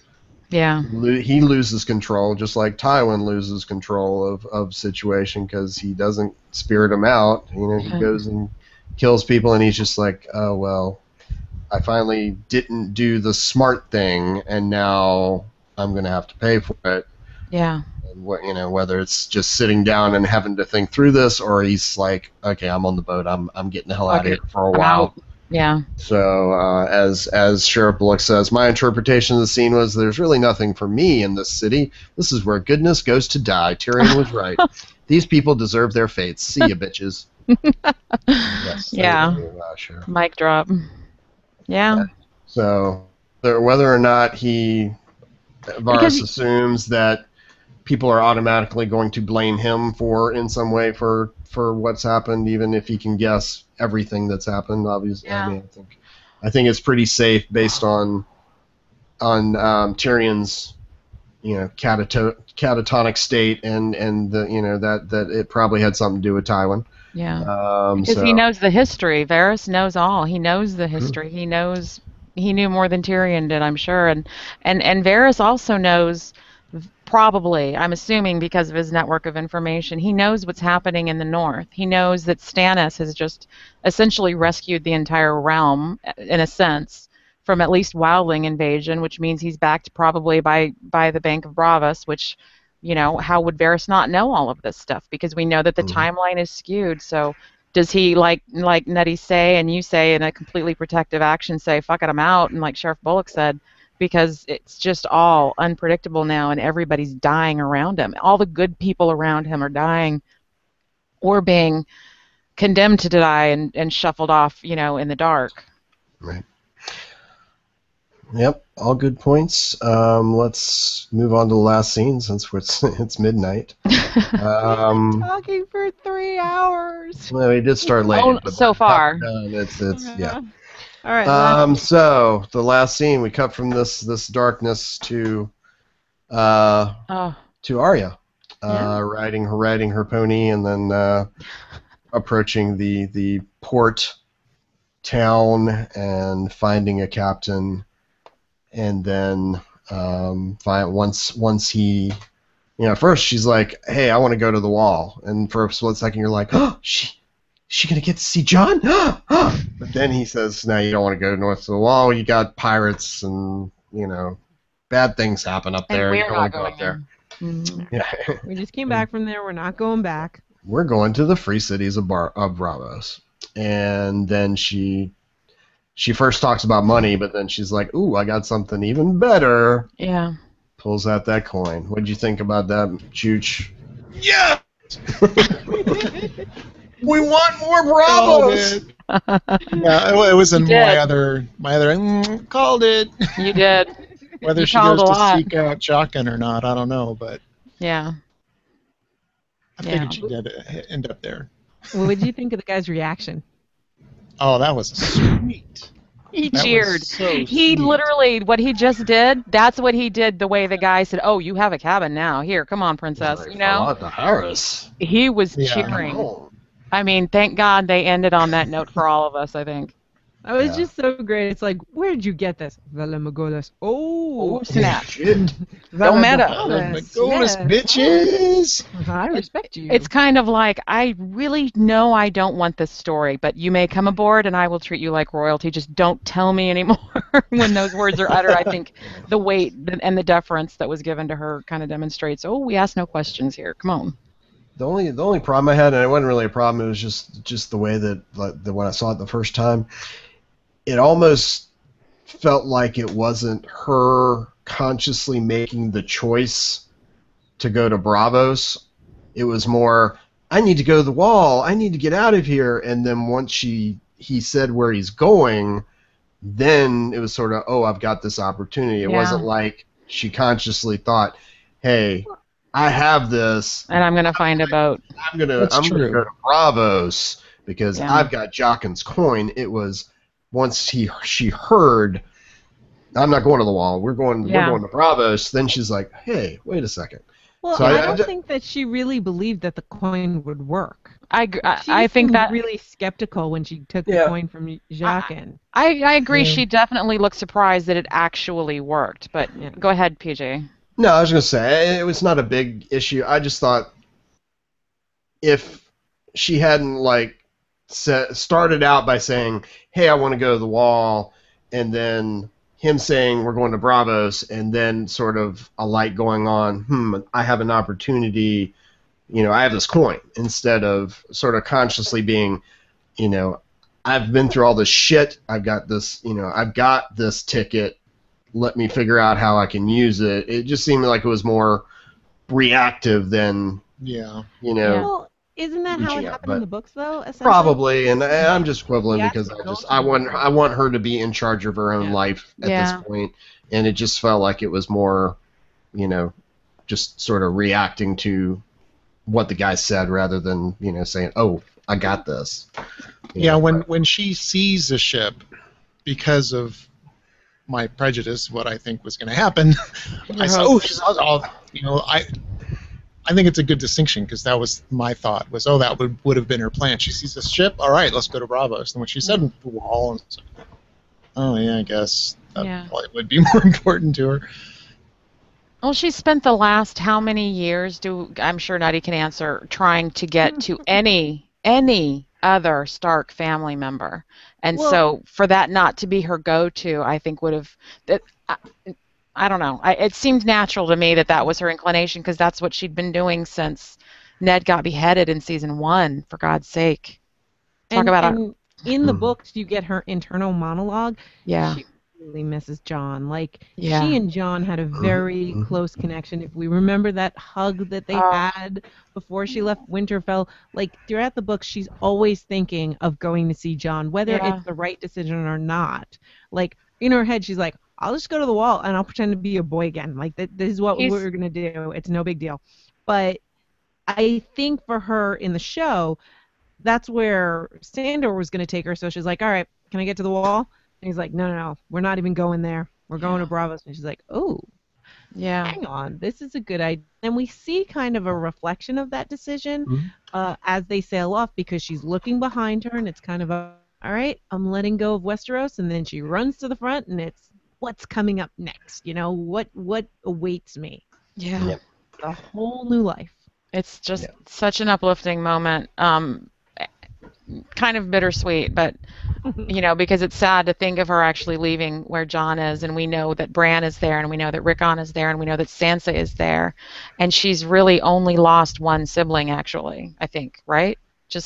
It was just Yeah, but she thinks Right. Bran and Rickon are dead. right. Yeah. No, that's what I'm saying. But I mean, as we watch it, we know that she is leaving the same country where the rest of her family is, and we've been hoping they'd get reunited and all of that stuff. But it was just. I felt like even I get the point on asking about the wall, but I still feel like she definitely set her own trail on this one, and she diverged from what everyone had told her to do, and she Yep. followed her instincts, which was to go to the place where the guy that her dad gave to her for training was from. And she'd had another interaction. The two most probably honorable people that she came across since she left Winterfell, where they were both from Bravos. Can I share my big theory then that I wasn't able to say until now? Uh-oh. Sure. I don't think that they were two guys. I think that Well, they were yeah, one guy. because he was able to do the skin changing scene, and it's funny because when they did that Interesting. episode, I actually took a picture of my camera of what he looked like before and then what he looked like after, because I want to see if they use the same actor later at any point ever. That's not a spoiler. This is me Yeah. speculating, guys. Remember, I haven't read as far as other people have. No, and Oh, I'm just saying that for the viewers and spoiler listeners. either for me saying this is my theory because it's just a theory. Okay. But like I remember at the end of season 1 when she was getting ready to go with Yoren, I was like, I need to see inside that cage. I need to see what Jaqen looks like. Are they going to use the same actor? What are they going to do? Yeah. And then they didn't use the same actor, and my theory was kind of crushed. Uh-huh. And then they did the face changing, and I was like, oh, dude, that's more than what I thought the face changing was like in the books. I thought it was like makeup, but like he even changed his hair. He changed his hair color. He had that big gray streak. color, everything. Voice, Amazing. everything. Everything was So, totally different except for the My theory clothing. was revived, and so my theory is that Siriel was Jaqen, and he survived that battle because we never hear about we killed this guy that was with Arya. It's just we haven't seen her. We just made that Nobody's seen her. assumption. Yeah, we made the assumption because one of the Knights Guard was there, and we've seen him in scenes after that. Yeah, but we don't know. No. We don't know what happened. We have no clue. And then we'll find out more later, but it's just like, this is my theory. It's a very strong theory, and I keep waiting for something to show up. I want to see Jaqen again. Yeah. I want to see I gotta something. say. I don't know. There are other people that I think could be Jaqen. I don't know. It's a strong theory. And I agree.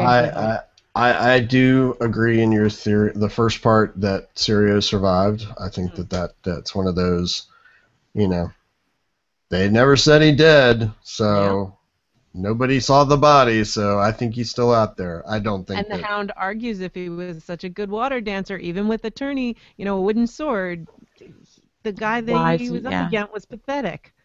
Right.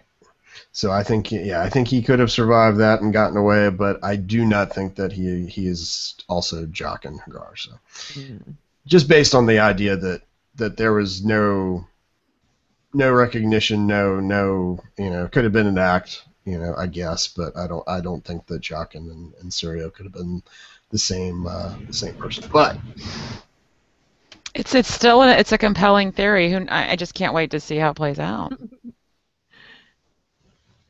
But you left your butt out there, PG, because I interrupted you again. No, I was just going to say that was the episode. So did anybody have anything about that last scene they wanted to say? You got anything? I think I said Titanic all my moment blathering. when she's on the front of the boat. Thought she was going to lean out and spread her arms. Can you hear a tin whistle? And Celine Dion starts singing. Yeah. Yeah. I did notice that they were loading up on salt. And if I remember correctly from the books, that was one of the trades in that area, so that was kind of a nice continuity. Yeah.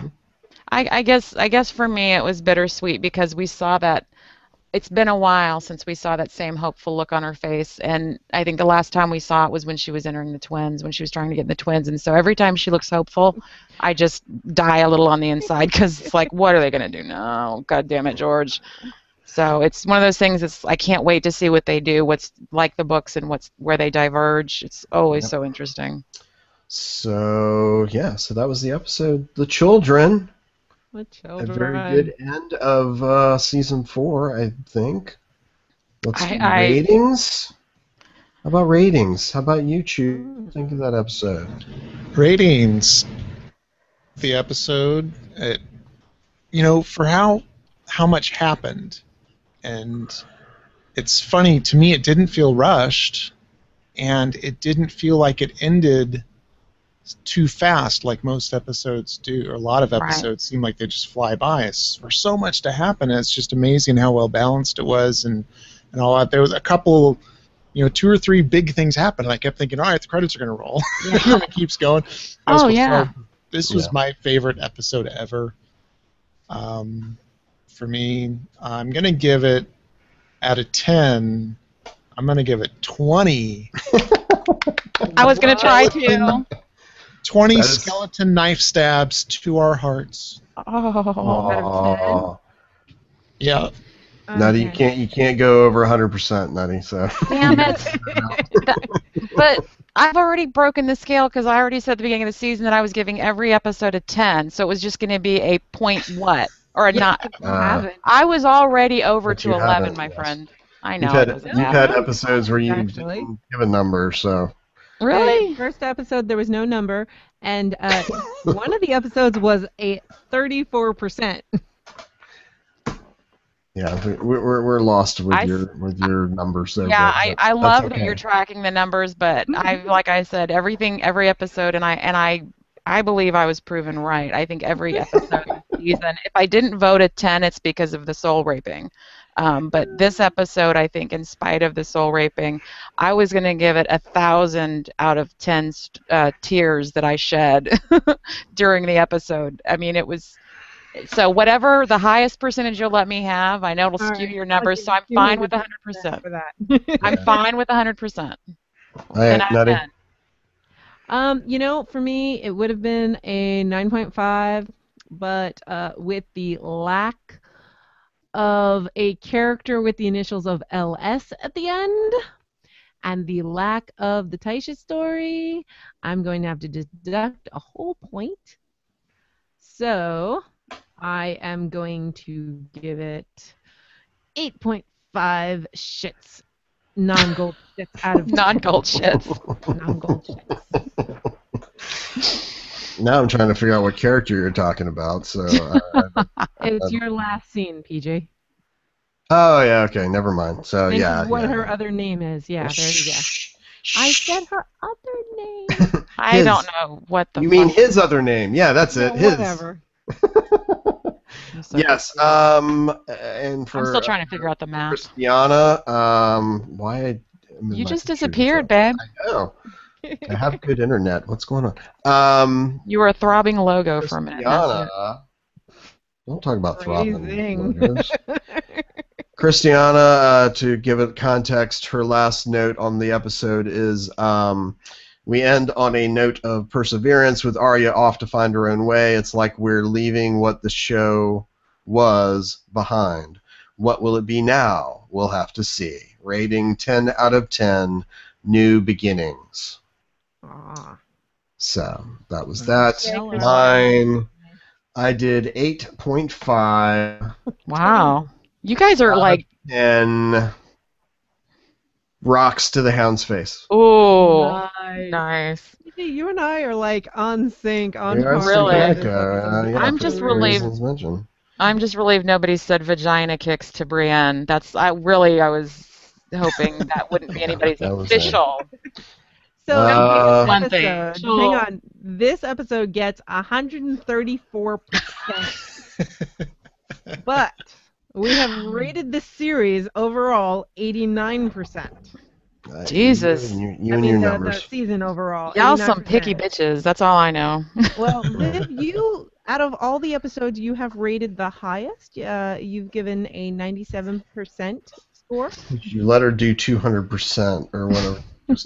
Jesus. I did 1,000 out over. Yeah. So, Chooch had 94%. Christiana had 90%. I had 84%, and PG had 80%. So that's pretty good for me. This is my best season to date because 8 out of 10 as an average. That's pretty damn good for me. It is. Okay, from the Q&A, Nicole, heading home, y'all. I give 9.5 out of 10. Stone cold bitch Arya stairs. Yes, absolutely. Teal Wolf said, "Good one, Nicole. You ninja'd mine." So 9 exploded whites out of 10. Nice. Tim Dodge, just to get this out of the way up front, because he said this as we got started. I rate this episode 10 out of 10 Tywin's on the John. And Sheriff Bullock, many amazing scenes, but some disappointing omissions for book readers. So I rate this episode 9 out of 10 sunset cocktail cruises to Bravos. Cheers and bon voyage, Game of Thrones. Amen. Sheriff.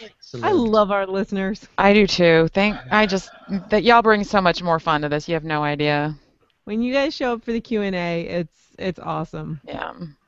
And for people listening at home, you're awesome too. We just don't get your feedback. Yes. So give us some. Give it up. Because right now we're just loving on the Q&A peeps. I really think it was the best episode that they've aired to date. It gave me everything. And like I said, I didn't even know we were getting Children of the Forest. I will withdraw my crazy high number and say 100% again. No. Do the math. Scores are in. 200%. Once it's in the Let me spreadsheet, skew the numbers by saying 5,000%. Dude started it. He started it. I was going to wait and did. see how everybody was going. He was the first one. He gave it over 100%. I mean, Mr. Two Balls on a eunuch nutsack. This is not the first time he's blown it out of the water. So. Phrasing. That was not improperly phrased. It was meant to be explicit. I was just making it dirty. That's all. So contest. Yeah, we have for episode 9. Let's jump back to that because I didn't do counts. I started doing counts and then I looked at our numbers and basically I just said, fuck it, I'm just giving it to the person that did the most deaths that were within reason. Yeah.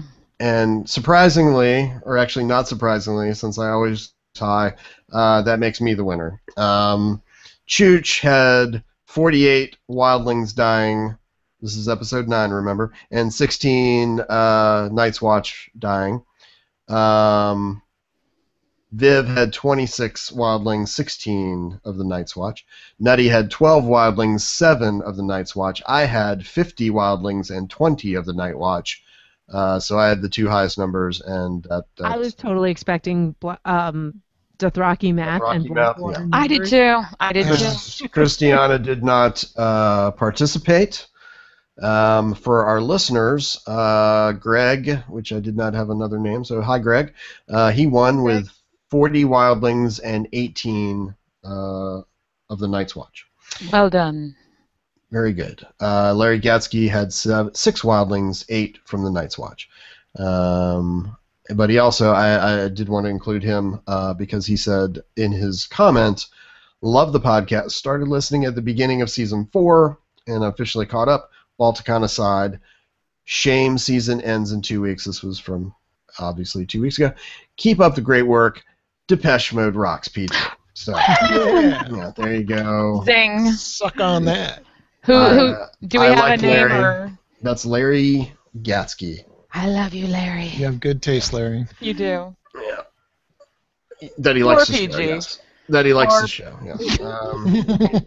Poor PG is just so sorry he ever said anything. You had to bring that damn video or whatever DVD of some weird director doing Depeche Mode videos. Anyway, so this week we had deaths and supernatural occurrences. I counted 17 deaths, 15 wildlings, Jojen, and Tywin. Or actually, there was a couple people on horseback that got killed, but Wow. 15 total during that quick fight, and then one with Jojen, one with Tywin. What about Shay? Shay was in that number actually as well. Sorry, Oh. I didn't break it out, but yes, Shay was. So it was 14, and then Jojen, Tywin, or Shay and Tywin. Sorry. Supernatural occurrences, and we can actually argue this in any way that we want. I counted seeing Dead Mag because he's a supernatural being, even though he died last episode. I'm still counting because we saw He's Dead a Mag. Grunkin and a Snark, so he fits that profile. Yeah. What, Chooch? Right. When did we see him? When John was walking out of the wall towards the forest, he passes the big dead body. Not Mag, Gotcha. the other one that died running away, that got killed by the one that died that made Mag go crazy and charge to begin with. Whoever that was. Right. He passed dead. So. Well, and didn't we also see Mag like on top of some of the Night's Watch guys? That was at the end of last episode. Oh, right. You're right. Dragons being chained. So we had dragon sightings, so that's a second one. We had a bunch around the tree. So we saw wolf. Which wolf is that? Summer? Which one is that? That is Summer, yes. So we saw Summer. I'm counting seeing the tree because those were unnatural sunlight and clouds behind the tree, and the actual tree itself, I think, And that's a tree of power. God's wood, tree of power. It's magical religion like Melisandre's, so I agree. Skeleton / whites rising from the ground. I didn't count each one of those, just as a whole. Yep. Agreed. Girl throwing fireballs. Hot and yes. She's a child of the forest. Of course it's supernatural. And of course it's fireball. Fireball. Shot. Man in tree. Three-eyed raven. Whatever. So I have 7. Does that sound good? Anybody think of anything else? Yeah, that's it. Okay. So in that case, 17 deaths, 7 supernatural occurrences. Ooh, 7. Made it a little bit because I only got entries from Chooch and me. So I totally forgot. I was way off. I didn't forget. I just couldn't wrap my brain around how to answer either. Christiana did not take part. I'm sorry, PG. That's okay. But Chooch had 4 deaths, 2 supernatural occurrences. I had 6 deaths and 3 supernatural occurrences. So by the Price is Right logic of closest close but not going over, I win 2 weeks in a row. So nice, congratulations, Grump. Thank you. I don't think that we had any listeners entries, which is fine because it went up late and all that good stuff. So the end of season, last image before going dark. Ooh, interesting. This is I will say that there were multiple selections of something that did not occur that was my choice and Christiana's choice and Nutty's, ooh, I want to see that choice. So since that did not happen, we won't talk about it. We got the second to last one, though. Yeah, definitely. Well, sort of. Actually, Varus came after that. Let's see. I'm trying to find where it was. Here we go. Where are you? Contest. Here we go. Nutty. Hers was close. My hope is the last thing we see is Tywin's death. Tyrion says something about the Lord of the Rock not actually shitting gold and then black, and then fades to black. I think it may delve into what is happening beyond the wall. The last thing we will see is how the wildlings are not a matter to be dealt with, but should be our allies against the others and the White Walkers. So pretty much both of those things, happened in one way or another, but was not, of course, the last. Yes. I love Chooch's. He as he pointed out, he was correct and called a lot of good, cool things. Didn't quite carry over into his guess for the end of the season, but I would have loved to have seen this. My wild ass guess, we'll see what has become of Craster's sons. So I expect to see one of the horned super others, and then one or more of Craster's kids looking all scary and or creepy. Ooh. So I like that. That's a good one. But the one who just blew it, was so close, was Viv. Shut up. No, tell me what I wrote. I don't remember. She said, here's what I want to see. I want to see Arya leaving Westeros after killing the Hound on a boat as it leaves for Braavos. Valor Morgulis, biatch. Wow. But what did I change it to? But my guess is they'll finish with Tyrion going a bit mad, killing Shay and Tywin, and leaving everyone to wonder how the same guy we've been quietly rooting for to rule Westeros, what's going to happen to him in the future. So you had it exactly right. I'm an idiot. Let's go with Tywin because we know that's. What can So, I say? I always but that tell was my great. Viv gets props for coming up with it, even though she didn't officially pick it. yes. This entry, by the way, reminds me, the theme song being sung with like lyrics, I don't know what it was, at that scene with Arya was awesome. And I want to know what the words are. Really, yes. I agree. Oh, you're talking about Yeah. before it went. Okay, yeah. It's From the fans, great. we did have several entries, which is awesome. Cool. We had Tim Dodge and Patman, who also guessed what I guessed and other people guessed that we can't talk about. Terry Sorry. Flintstress. Ooh. Season 4 ends with Tywin on the shitter, dead, surprised look on his face, spear through the belly, which would have been cool, big old spear, but crossbow was there. Teal Wolf, who was here earlier. Yes. My guess it will be Tyrion in a hooded robe, standing on a small ship, looking back at King's Landing while sailing away. During the day, maybe some clouds with some lens flare. Just kidding. For the love of God, no lens flare. Thank God. That was good. This was actually another thing that happened in the episode, but was not the last thing. So I like this one from Mark Bailey, who I talked about last week, who lives in England and said he loves the show. Nice. He said, I think, and I am struggling to remember where this came in the books, but I think it will end in the throne room or wherever Dany receives her petitions with the charred bones of a child and a look of horror on Dany, Melisandre, and Sir Barristan's faces. Wow. So that was a very good guess that you guessed that would happen in the last episode. It just didn't happen right at the end, so that was cool. We did have another actual entry, which was Christopher Morse. So hi. Hi, Chris. But he also guessed something a little different, but still tied to the thing that did not happen, so we can't talk about it. So were the initials LS? LS. Yeah.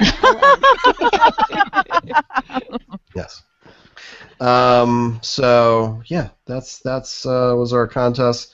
Sadly, I cannot send out a T-shirt to anybody. Oh, if Michael Stone, who won a T-shirt at Balticon, is listening, I haven't forgotten you.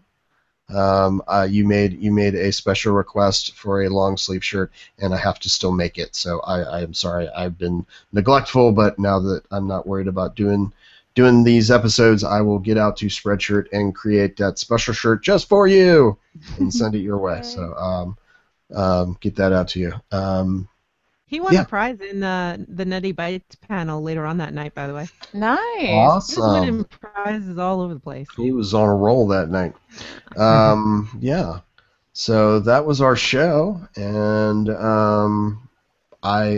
we just love doing this. We will do a season wrap-up show. Sheriff Bullock put in the Q&A before he left, if he did leave. If y'all do a season wrap-up show, I'd like to hear high points, low points for each storyline or character during that show. So we will definitely do that. I copied it into my notes already. If Very good. Anybody, yeah. So we're remind me wait. if I forgot. We will wait Find at least your a couple weeks to do this. So we'll Yeah. figure out a good Wednesday in the next month to do a season wrap-up show, and Christiana especially can be here so we can Yes. get any additional comments from that. And then we'll hopefully jump back into doing some consumption, this summer at some point. So we That'd be will. great. That's our general geek speculative fiction media show where we talk about anything under the sun. So Literally.